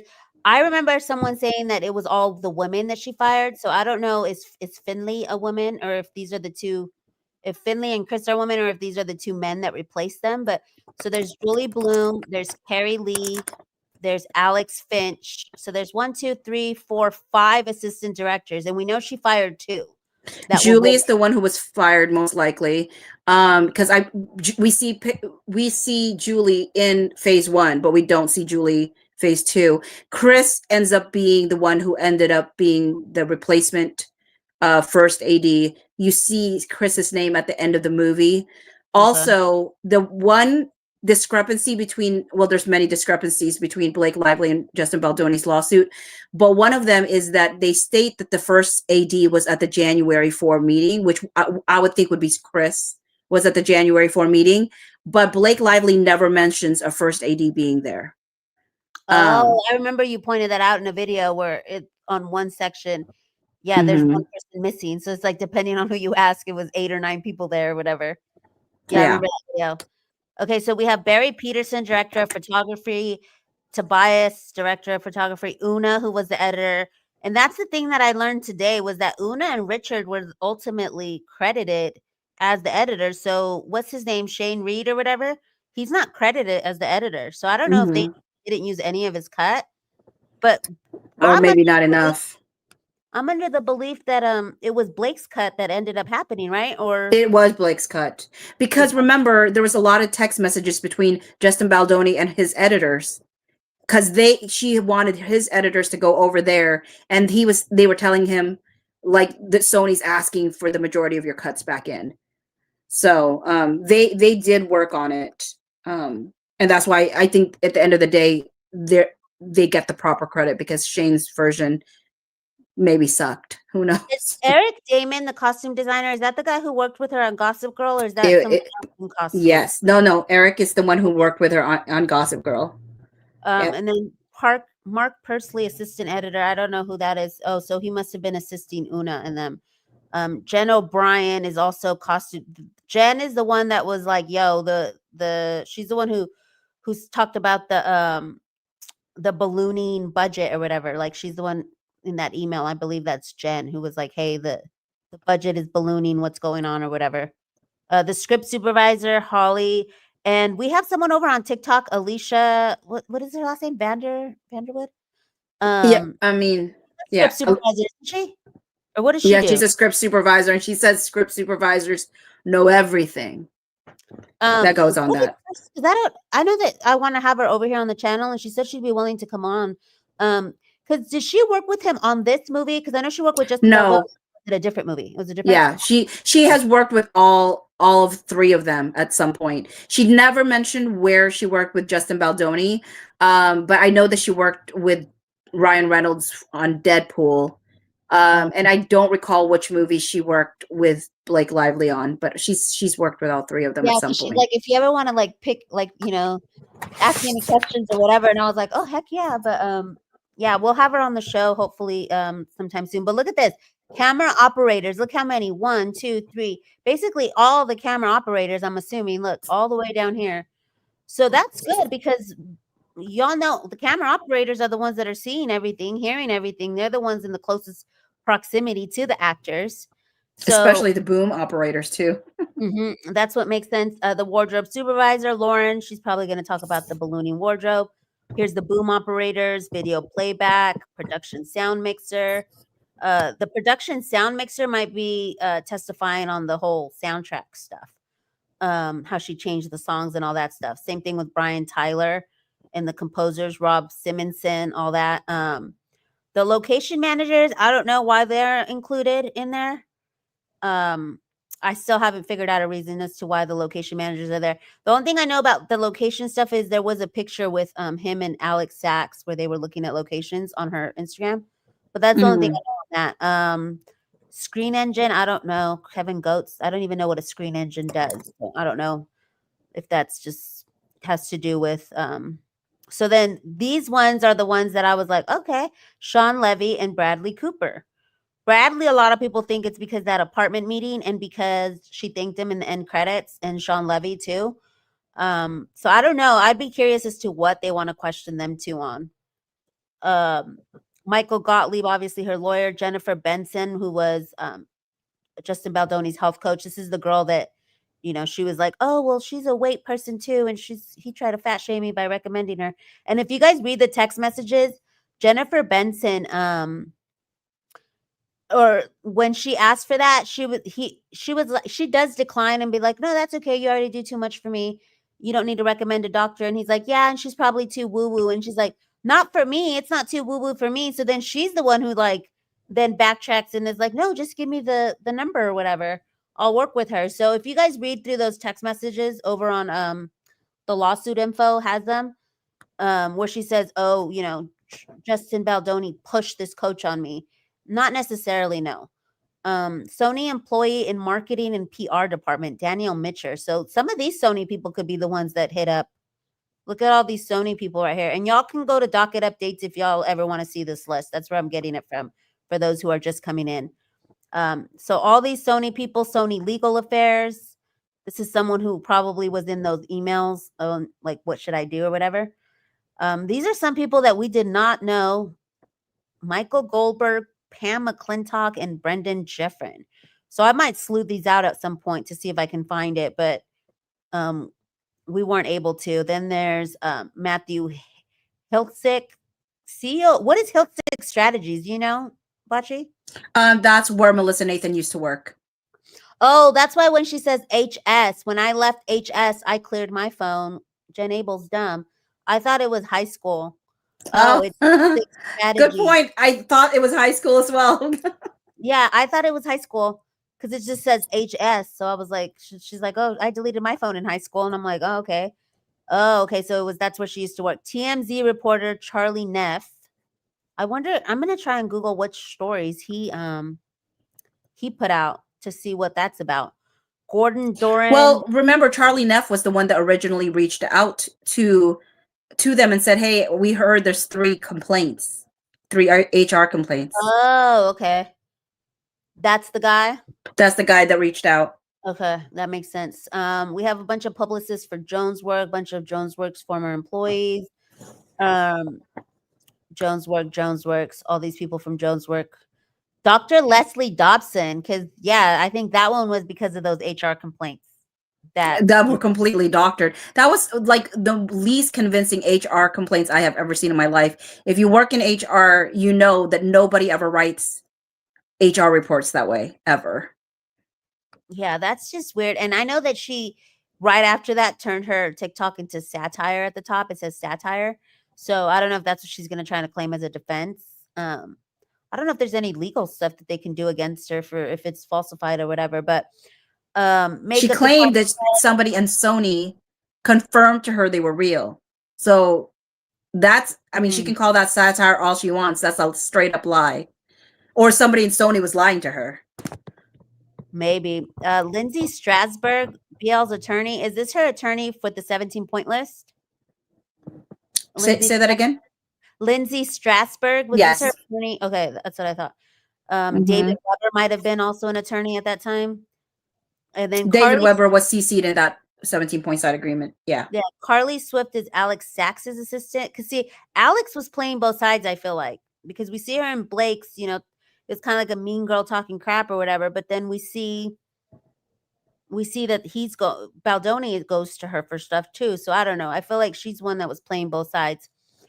Danny Greenberg's assistant. So this is Justin Baldoni's WME agent. I think Danny Greenberg's assistant is probably because he heard when the threats were being made, because all of these threats were not made like in secrecy. It was made to WME execs, which was Danny, that gloves will come off stuff or whatever. Remember they were like in a room or whatever, and they're saying, let me see if I can pull it up real quick, because it wasn't like there was nobody there to hear this stuff. There was like right here. Here we go. It says, discuss yet another conversation between WME and Reynolds. So WME and Reynolds, someone from WME and Reynolds were having a conversation. I think that it was to Danny Greenberg because they were trying to say that he was going to draft a statement for him and stuff. So anyways, this part where it's like all these WME agents, see that evening, 2 WME executives and Heath and Abel participated in a call to review that statement. So there was all these people there when all this stuff is being said or whatever. So that's why I think the assistant might have witnessed something. It's the same thing with the Claire Ayub call. I wondered if Steve's assistant might have still been present and heard some of the call or whatever. So let's go back over here. And then Harvey Levin, he's in hot water. I mean, he's in here. He's disclosures, because remember he said he knew, like, not that he knew too much, but what did he say that one time? He was like, when Be Free was like, oh, well, then I guess you're going to be subpoenaed or something. Early on, he said something while he was interviewing Brian Friedman. So head of publicity for WME, Marie Sheehy. I don't know who that is either. But that ends their list. And then so you see that his list is mostly people who pertain to it. Joneswork, people from the movie. Obviously, Dr. Leslie Dobson is the oddball out, but we already know why. And then you go look over here. We'll start from the bottom. And this is, she's already laughing. She's so... because look what they put, garden variety witness. I love this. Carol, oh my gosh, shout out to Carol Snyder. You guys give her a follow over on TikTok. Be like, CJ sent me. This is just hilarious. BL's mom, garden variety witness. Elaine Lively of I sleuthed her out for like, I don't know, it was probably like 4 weeks, like a whole month. I didn't sleep or anything. It was when she said that story of like what had happened. I wanted to know if that story was true. And I spent like a month. I went through like old radio shows on YouTube to see if, because there used to be old radio shows where women used to call in or whatever. And I found one that was in LA that had archives on YouTube, and I went through like 6 hours of old radio shows but I never found it. That's one of the Roman empires that got away. I never found if that story was true or not. And then somebody said that it was actually a female coworker that had done something to Elaine. So I don't know if they found it or not. Garden Variety friend, Amy Kelly. So I don't know who Amy Kelly is. Do you? No. So it must be a friend of hers or something. I'll have to sleuth it out. Jamie Candell, Senior VP Vision PR. So that's where Leslie Sloan works, Vision PR. Katie Johnson, Blake Lively's niece, Garden Variety. Esty Haim, Blake Lively's Garden Variety friend and singer. So these are the Haim sisters who are Taylor Swift's friends. These three right here, Elena, Danielle, and Esty. Charles Cooperman, her fitness coach, Garden Variety. Oh my God. Eden Sharman, BL's former nanny. Remember, they don't have any nannies. Remember, they always say that. They don't have nannies. Christopher Buckle, makeup artist, BL Garden Variety friend. Oh my God. Sorry. My favorite one's coming up. Emily Blunt. This is Bachi's Roman Empire. Emily freaking Blunt. What are you doing here? What are you doing here? My theory on the live the other day was that Emily Blunt is because she was there at the A Simple Favor premiere. And so, yeah, I think it's also Garden Variety of like, oh, you know, couldn't even enjoy the premiere because no, she wasn't at the one that Colonel boycotted, though. That was a different one. I don't think Emily was at that one. Jerice Blackmon, that's the Wayfarer executive assistant. Claire Ayub, secret recorder of SS meeting. Charles Babcock, Jed Wallace's lawyer. Brian Friedman, JB's lawyer. Investigation. So these people, it's funny because when she wanted to compel them for the signal messages, the messages that were privileged were about the investigation. So these are the people who investigated what had happened after the fact. Once the lawsuit dropped, that was the first time they knew that there was a problem. Because remember, before that, she never filed a formal complaint. She said, in lieu of, here's this safety protocol list, which I love Bachi's stuff when she talks to ChatGPT because he be breaking it down. Why the 17-point list happened and stuff. Y'all should go check out some of her videos on that because they're super interesting. Where the latest one that I saw where she talks about how why the 17-point list was worded the way it was or whatever, like as a safety thing and not like, oh, where you asked it, like, was she worried about the crew too? And it was like, no, the way it's worded, it has nothing to do with the crew. So yeah, I mean, if the crew mattered, she would have brought in SAG. If the crew mattered, her representative would not be Ryan Reynolds. Yeah, exactly. Adam Investigations Council. Who was Adam? Are these two different separate investigators or? Yeah, one was from Brian Friedman's company, and then the other one was the one that Wayfarer hired. Okay, so you know the person most knowledgeable for Friedman's law office, the PGA, Producers Guild of America, about the PGA mark. I don't know what she's expecting them to testify to. Paylocity, which is what Steve Sarowitz, that's the company he founded a long time ago. So I don't know what the heck this is about. So this is CEO at Family Hive, Laura Tedesco. That's probably going to be to testify on like money losses and stuff. Jenna Redfield, and this is my Roman Empire because I'm like, why would they have her on their disclosures if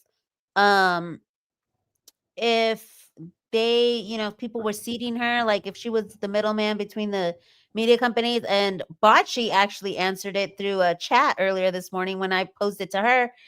And I loved Chat's answer because he said, by disclosing her, it takes them away from like being involved with her because, oh, look, they're disclosing her type of deal. Like, here's Jenna, right? Like, they're not trying to hide it or whatever. So they have like more control over it. Something like that is what Chat said. So I was like, that's interesting. Scooter Braun, Whitney Fransway. I don't know who this is. Is this someone who was making content? Someone said she only made like 2 videos on it. Him. She just didn't like it was a positive video about him. She's like a positive video about Justin Stapina. Yeah, it was only 2 videos that she made, and that's all the content she ever made. Perez Hilton, Candace Owens, Kirsty, There's Family Hive again. Andrew, co-founder, so Betty B Holdings. This is all her people. Barclay Crawford, executive editor of Daily Mail. Betty Boo's her company. Betty Buzz. No More. So they're trying to get something out of No More. I don't know what exactly, but you know what I really love that I found out today was that I didn't know that he went to like a Justin Baldoni to research the character. He went to like a AA, not like an AA meeting, but it's like a DVAA meeting, like it's for domestic abusers or whatever, like a DA meeting, I guess, like rehabbed people. It's like similar to an AA meeting, but it's for people who are domestic abusers. And he went and sat with those people and talked with them and all this stuff. And I was like, wow, he really did a ton of research. Whereas Blake, I don't remember seeing her talk or say anything about any research she did to play a DV victim. So I just found that out recently. Christy Hall is the screenwriter. And then right here, this is where it gets funnier again. Jamie Reynolds, Ryan Reynolds' niece, Garden Variety probably, Gigi Hadid, Black Ink. Oh, I wanted to say real quick, people were talking about how Gigi Hadid had said that she had seen the movie like when she was on the red carpet with Deadpool and Wolverine. It's because they had a family and friends screening of the movie back on either it was May 17th or May 18th. And that's why Gigi's saying that. Thank you so much, Just Khaleesi. She said more bocce. More bocce. Yeah, we'll try to have her on again. I love her. Thank you so much for the super chat, Khaleesi. Let me just look at this chat before we finish this up real quick. Are these Wayfarer's witnesses? I'm sorry, that was a little while ago. Yeah, they were Wayfarer's witnesses when I was going through. These are now BLs. Do you know what woman who worked on the film and told a TV reporter she didn't believe Blake is there? Do you know if that woman who worked on the film and told a TV reporter, I don't know who you're talking about, Patricia. If you can tell me, she had red curly hair and was really pretty. I don't know who that is. The Australian, someone said? Oh, that one. She's like I don't know if she was a colorist as well. She might have been a colorist, but it was a part of Australia's, I don't know if it was 2020. It was some sort of documentary.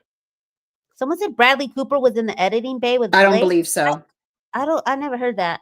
Yeah, and also just to confirm, it was May 18th for the friends and family viewing, and that's why Gigi Hadid saw it back in May. But no, I don't believe Bradley Cooper was in the editing room. At least I had not heard that rumor. Ocean, you're welcome. This has been fun. I was like, when I saw it on the docket, and another shout out to Carol, because she was out traveling in New York and I told her I wanted to do the show. So she updated it for me because some other stuff got unsealed because she amended her list 3 times. Blake did.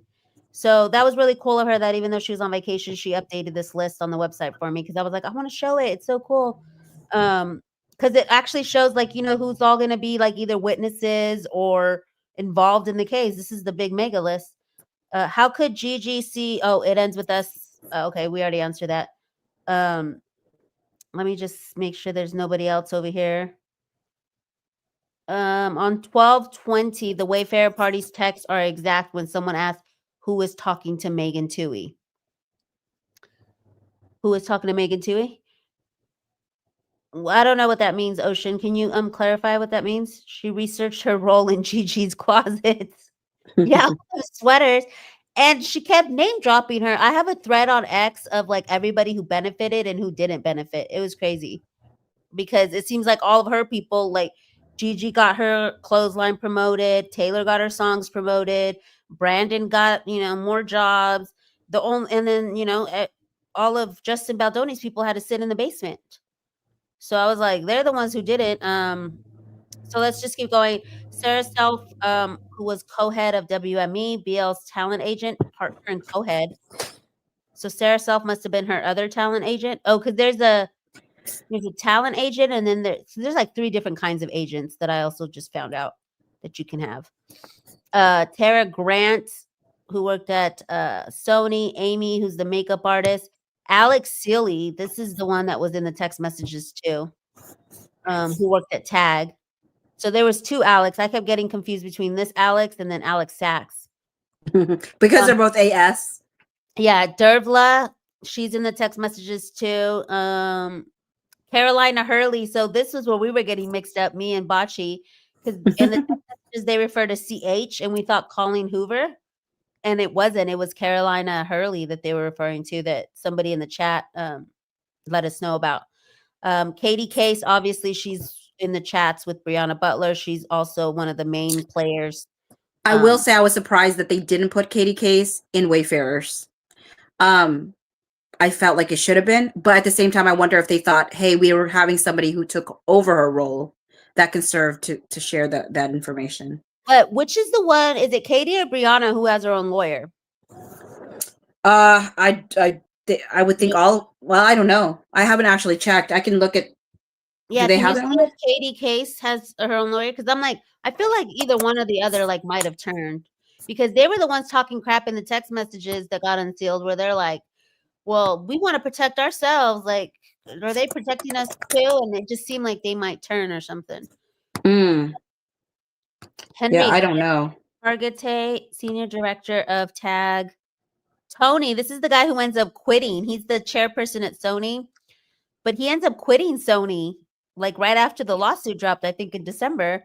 So I don't know, because he spoke up about Blake, and then next thing you know, he quits.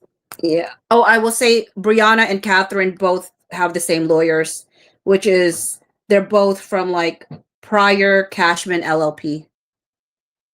See, that's what I'm saying. Like when they had their own lawyers, I don't know if they're gonna like go with the same. Well, but so does Jed Wallace. Yeah, that's true. So here's Ryan Reynolds' mom, and then Natasha Heath. And I love you put me on to Plush Diaries. What's her name? Danny. I love Danny. Yes. Where's if my mod's still here? If you can put at Plush Diaries on TikTok to get people to give her some follows, because she is so like I love her on this case. Me too. She did a video today talking about what is Blake's beef with Natasha Heath. Like, what is her? It seems like she's trying to attack her directly, and I felt that because I was like, really, she kind of is. Like it seems like she's going after her with this video, and isn't gonna let it go. I don't know. It's just, and then the fact that I just saw that she's in the disclosures too. I'm like, okay. But it's probably just to ask her if there was more video or whatever, I guess. Because we don't see Baldoni's wife in here, do we? Yes, she's there. She's in there? Okay. Mm-hmm. I mean, which makes more sense because she was actually in the movie, but also because Justin will tell her everything. Here are her two drivers. And then I remember Leslie Dobson said that there was like dash cam video of when Justin was sharing these stories with her or whatever. So I guess we'll have to Let's bring it on. I'm under the impression that if they had anything, it would have been leaked. Yep.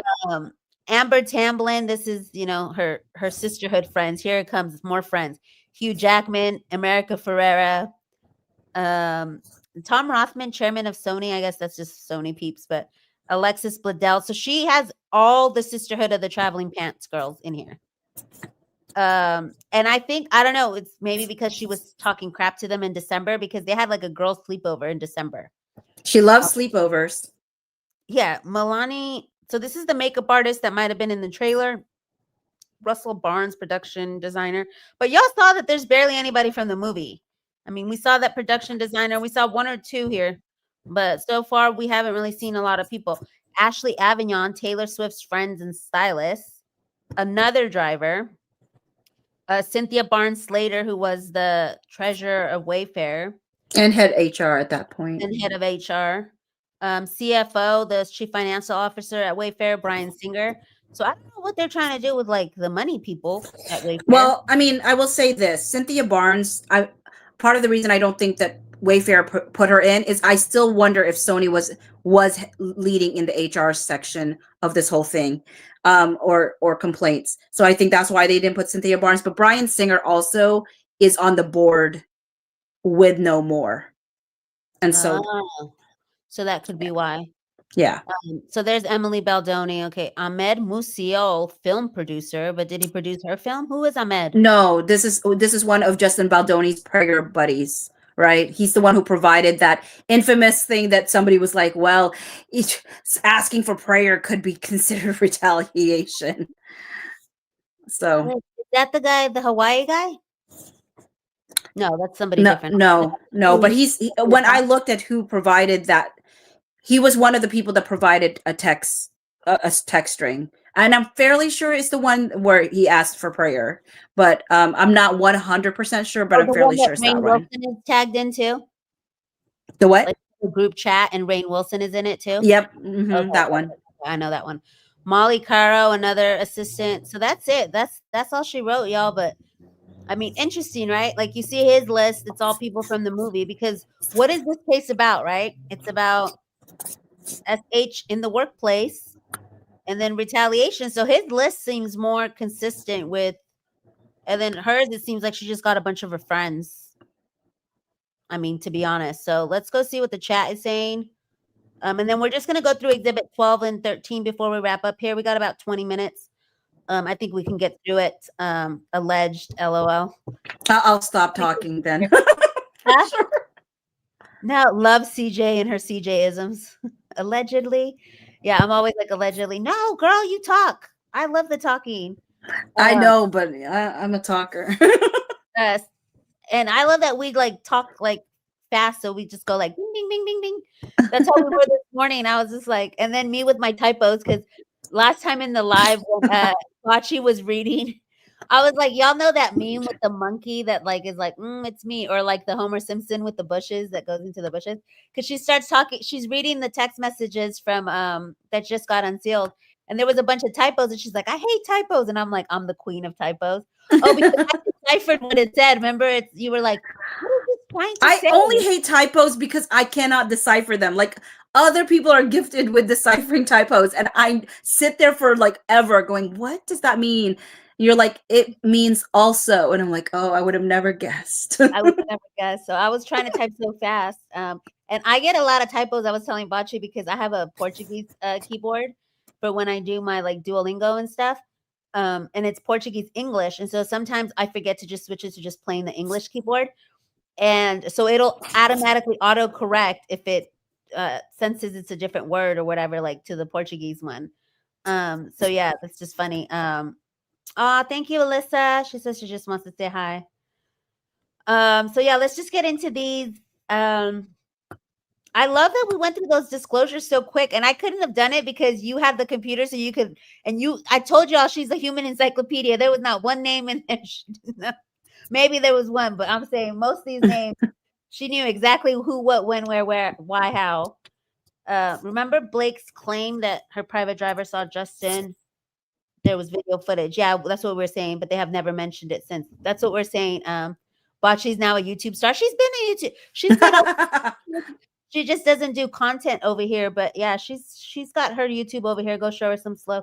I don't speak Portuguese. I can write it, I can read it, I can understand it, but I have trouble speaking it.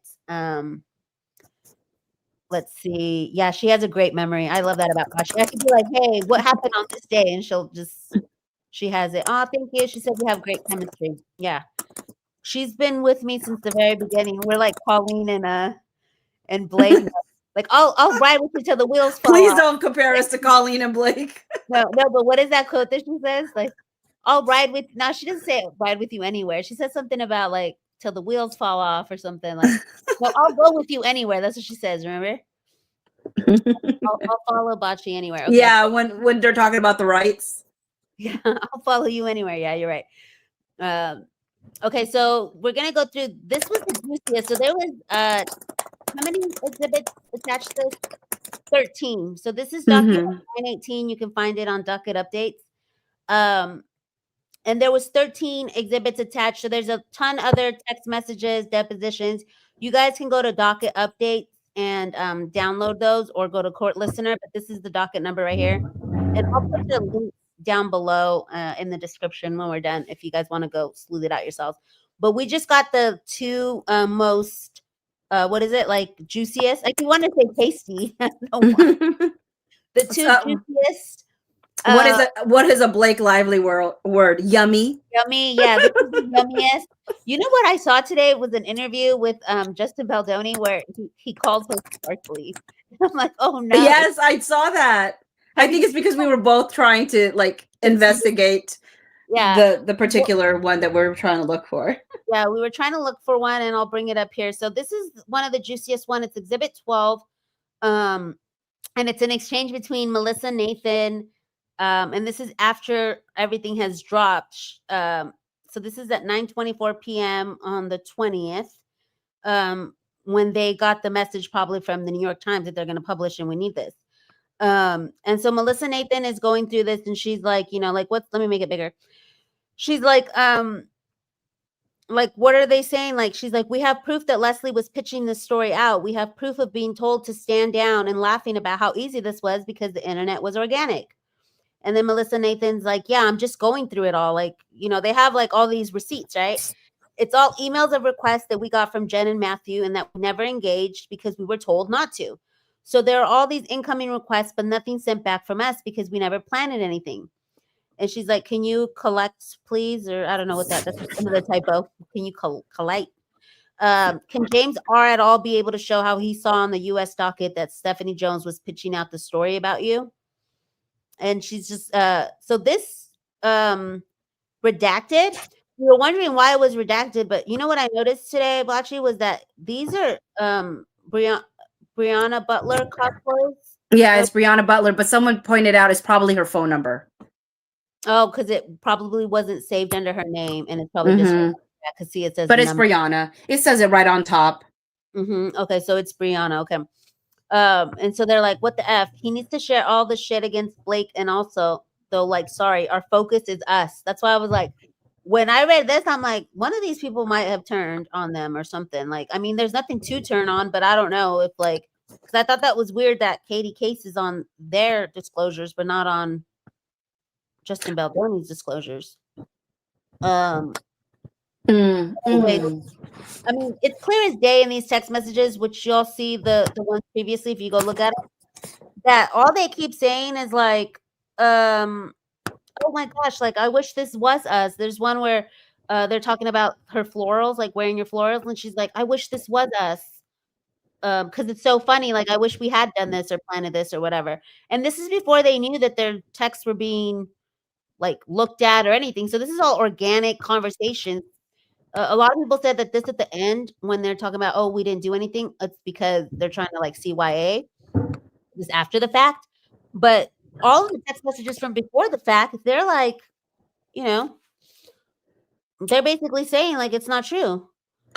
I mean, and I would say, even though we're not reading the other attachments, I will say the other attachments made it very clear to me that they were not planning for sexual harassment allegations. That's not what they had in mind. They literally thought it was about the feud, the takeover, all of those different things. Those were what they were addressing.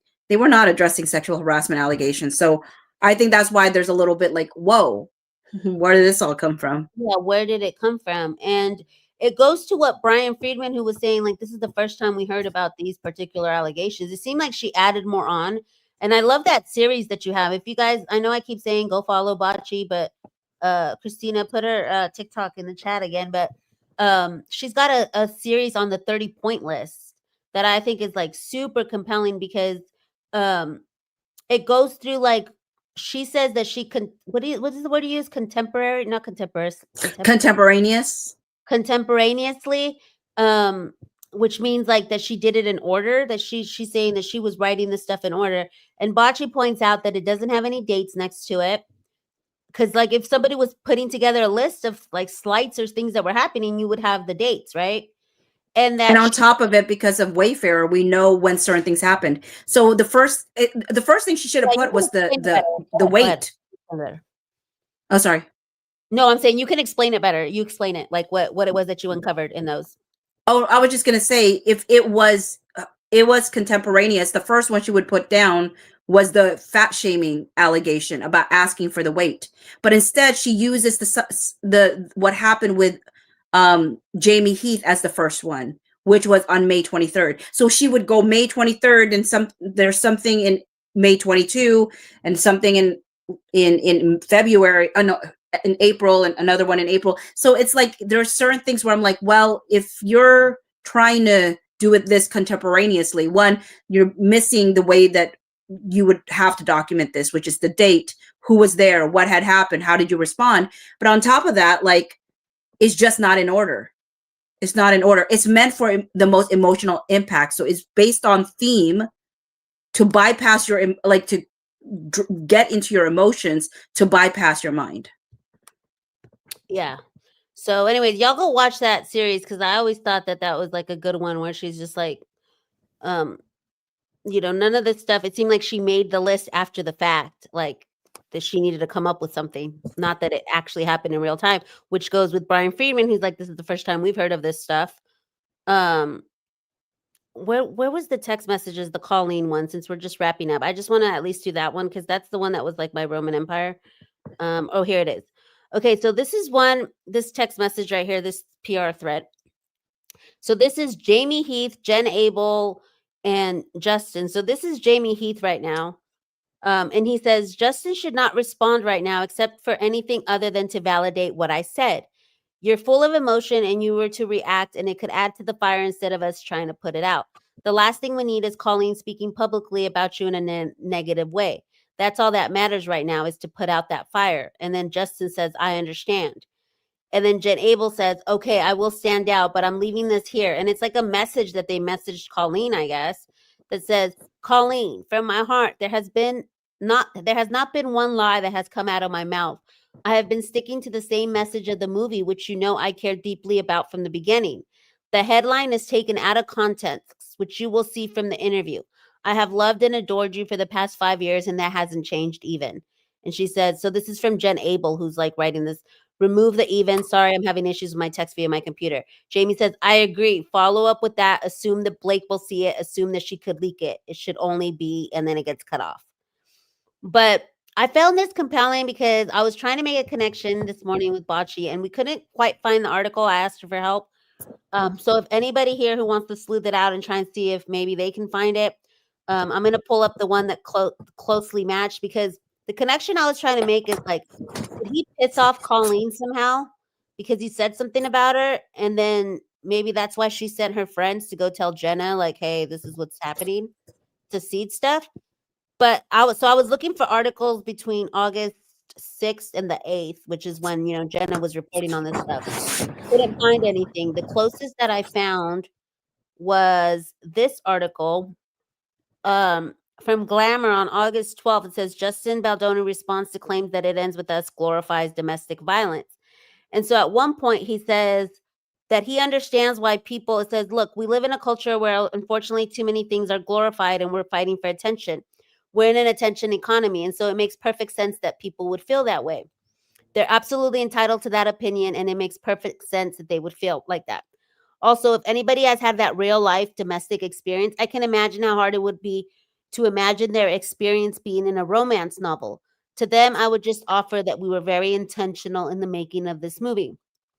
So I looked, you guys can help me out if there's any sleuths in the chat, if there's something else, but I thought this was compelling because he kind of calls out that, like, you know, like if I was somebody who was in DV and then all of a sudden I'm in a romance novel, like it seemed like he was kind of sliding her there.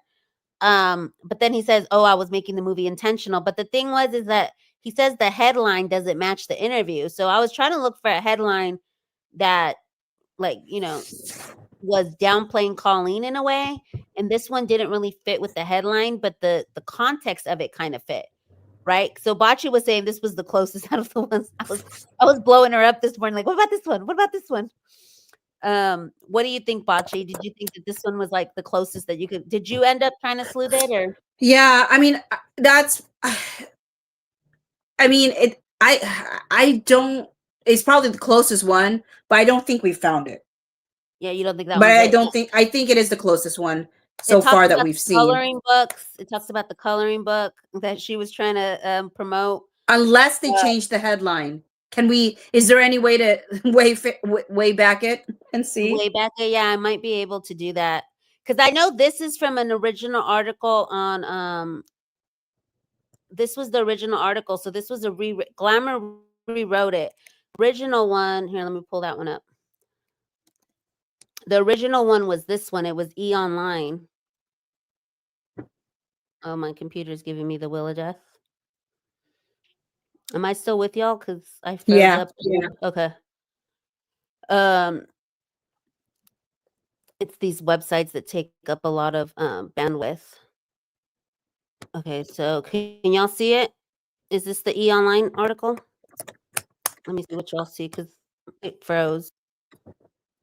Yeah, okay, so this is the E! Online one. So let me just click off this one then. Because that'll save this memory. It's all these ones with like different ads. See, look, oh, what happened? It just blacked out. Can y'all still see me? Hello? Hello? Yes. Yes. Uh-huh. Okay, y'all can still hear me? Okay. Yeah, because my screen just blacked out. Okay, so this is the original article. Oh no, this one was published August 13th, updated August 13th. So this one might have been because see, this one says Justin Baldoni addresses accusation. It ends with us romanticizes domestic violence.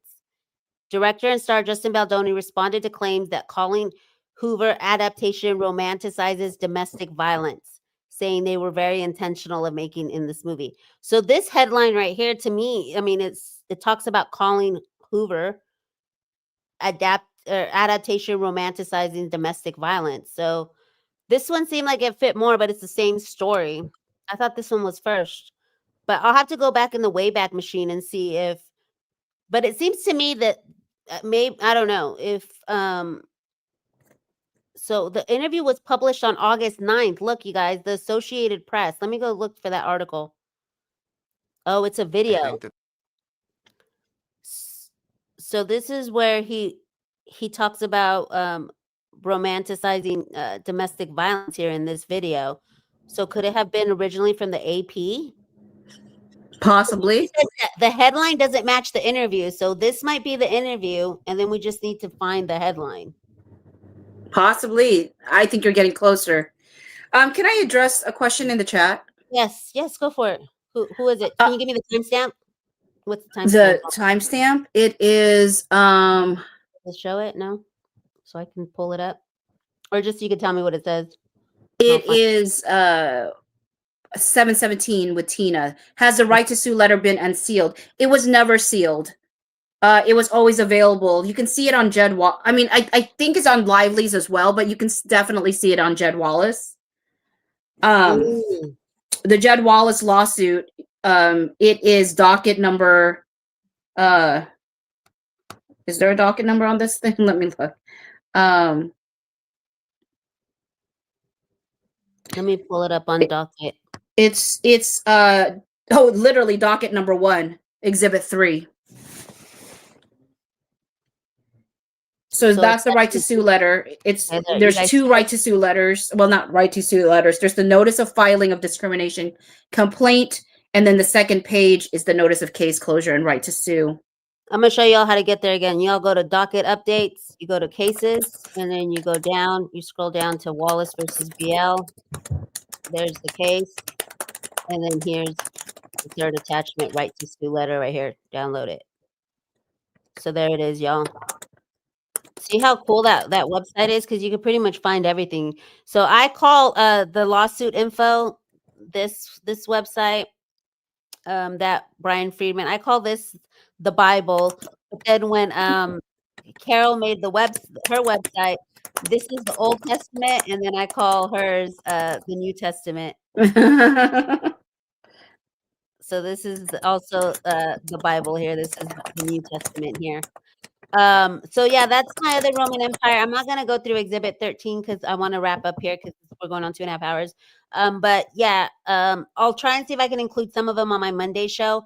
I will be doing a show tomorrow night, updating all of y'all, the true crimers, on the David case. If y'all want to tune into that, we're also gonna wrap up some other crime cases that we had kind of dabbled on, Donna Adelson, a lot of the ones that I hadn't covered because I took a hiatus from the true crime stuff. So we're going to wrap that up on Sunday. And then Monday morning, we're going to do the weekly wrap up. We'll update you guys on Andy. We'll update you guys on, let me see. I'll give you guys a little sneak peek of what the show is because I have it right here in my notes. We're going to talk about some stuff. I actually took notes when we were doing our live bocce the other day. Well, I wasn't in the chat, but you guys were talking about, has the New York Times ever retracted an article before? Because a lot of people were saying, like, would the New York Times retract their their smear on Justin Baldoni. So I wrote some notes down that it has happened before with an article from that was about Gaza in 2023. So I don't know. I thought that was like a cool little Easter egg there. And just a good question, like in general. We're gonna wrap up on what happened with Jed Wallace, the Signal stuff, the motion to compel for Signal, the Jamie Heath sanctions, basically everything that happened over this last week. And then her damages. There's been a lot of good content with TikTok content creators on the damages. And then what is this one? Ryan text messages passed up on everything. I don't know what that is. But there's been also some new stuff that popped off today over on Reddit, which is that one for it's old new stuff. Weren't we just talking about that guy? The guy who got ran over? Or not he got ran over, but the paparazzi guy that Oh yeah. Mm-hmm. Back in the chat because Kirsty just re-interviewed him. So I love how everyone's going like backwards. Back into old stuff, you know? Mm-hmm. Well, I mean, sometimes I go back to the old stuff for this case, even because you have fresh eyes, because you have more information. So things that seem benign in the beginning suddenly it's like, oh, that means something now. Yeah, exactly. And you've been doing such a good job with going back, because I'm like, oh my gosh, like I love this. She went back to the birth scene. She has a video, Bocce, on how the birth scene was kind of like Florence. Or it should have been like the vision it's so funny because I'm like, I thought about it too. How it should have been kind of like the birth scene in what is that movie called? We Live in Time. We Live in Time. Mm-hmm. And I sent Bocce even like a video of it because I was like, you see her tan bra and like it looks like she's nude, but she's not. She's wearing like a nude like tannish bra. And then the baby's like on her boob, like skin to skin. And I think that's what they wanted. They didn't want like he didn't want her naked for sexual purposes. It was more like he was saying like, you know, when you give birth, you're not all the way fully clothed because there is the time when the baby comes up and it's like skin to skin. If you ever have a baby, that's, you know, that's how they, you know, I don't know. It's like a myth. I mean, I don't know if it's a myth or an urban legend or whatever, but they say that you're supposed to put the baby skin to skin, like right in the beginning. They do it with the dads too, I guess.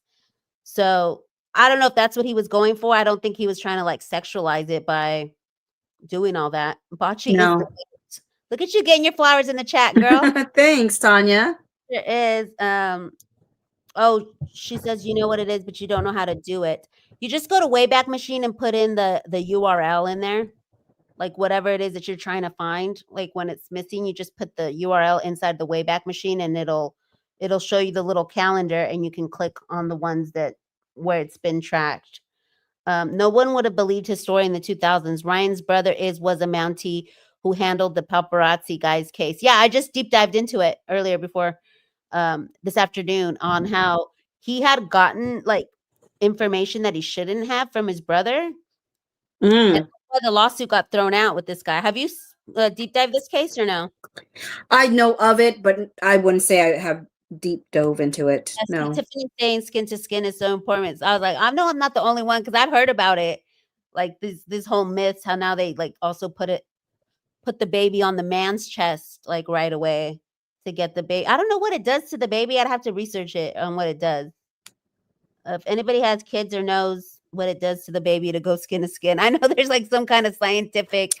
I actually did, and when I did the video on why I realized now he did want to do skin to skin contact, I actually did put up Google, and what it says is the value of doing that. You did put it? Yeah. Oh, so there's two videos that I did on it. Oh, maybe I haven't watched the second video. Yeah.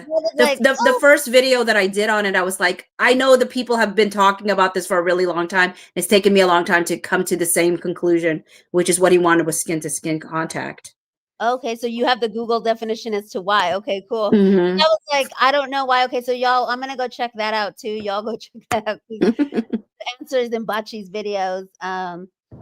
And I love that she's come out more because I used to always want to shout her out and I'd always have to ask her, like, can I repost this? Because she wanted to stay small in the beginning. She was like, once you get bigger, everybody comes out the woodworks and it gets crazy. And you'd always tell I just me, like, wanted nice people. That's all I said. I did. It's not that I don't want numbers. It's not that I don't want people following me. I just want them to be kind. nice. And Like, that's "Make really sure they're hard. nice." Sometimes that's a hard ask on the internet. You know what I'm saying? Yeah, but I would tell my followers. I remember when you told me that, and I had featured your first video on my show, and I was like, "She only wants nice people. I know all of y'all here are nice, but if you're only gonna do like be nice. Don't go over there." But yeah, and then you were never on X, so I would always tag you on X, and then you weren't on X. The very beginning. Okay, so y'all, I think we're just gonna wrap it up here. Anything else you want to say, Bocce, to the audience, to anybody? Any last words? I just want to say thank you for having me. I know I'm a talker and I feel so passionately about this case, but I'm sorry we went way over what you No, had that's planned, okay. but I That's really okay. appreciate you. And I'm, when you had said such kind words to me about me, I was so like flabbergasted. I'm like, but aren't you like a really like big, like you're big and X, and I always would hear your name. So to get such flowers from you was like meaningful. So thank you so much. Yeah, and I remember you're like, "Really? You with me?" But, I feel like you're really big on TikTok, and it's so weird how there's, like, niches, there's, like, the YouTubers, the TikTokers, and then the X people. Um, and I always was like, "I'm gonna stay on X forever." 'Cause everybody was like, "Go to YouTube, go to YouTube, go to TikTok," and I'm like, "I'm just gonna stay on X because I felt safe because, it's like, you just do threads, you don't really have to do much. Then I moved to YouTube, and now that I'm on TikTok, TikTok is so fun. There's such a great community over there. It's Britt, Yeah. the lawyer. Who else? We got little girl attorney. Rich is over there. Um, who else is over there? I mean, the lives just get lit. Raven, I love her. And we've had a couple of them on that TikTok show that we did with Rich. Clark was supposed to stop by, but he said he had work. I want to get Clark back in here. Y'all know Reddit Clark, right? He's the one who went and got all the docs, which I have to shout him out. Clark, is it NT97 on Reddit? I have a couple of his stuff that I'm going to show on Monday, but this show is dedicated to him because if it wasn't for him, we wouldn't have all these unsealings. So shout out to Clark on Reddit for unsealing all this stuff. Rosa said, "I know Clark, yeah." Because he's the one who kept at it. He even emailed Kevin Fritz like, "Hey, are y'all gonna get this unsealed? It's supposed to be unsealed." So that was cool. If you guys have not liked the stream, please go like it. Subscribe if you're not subscribed, and if you guys can leave a comment when we're done here and we shut this down, it helps the algo. So if you guys want to just leave a quick comment, you guys can comment on whether or not you think some of these disclosures are, going to benefit Blake or hurt Blake, or what y'all think about the disclosures, what y'all think about the Colleen text. And again, any sleuths, we're putting out the call for any sleuths who can find that article on why Colleen was upset with him and why he had to be pleading with her. And it does make sense now why Colleen went with Blake, though, based on that text, because something was said that turned her off to him.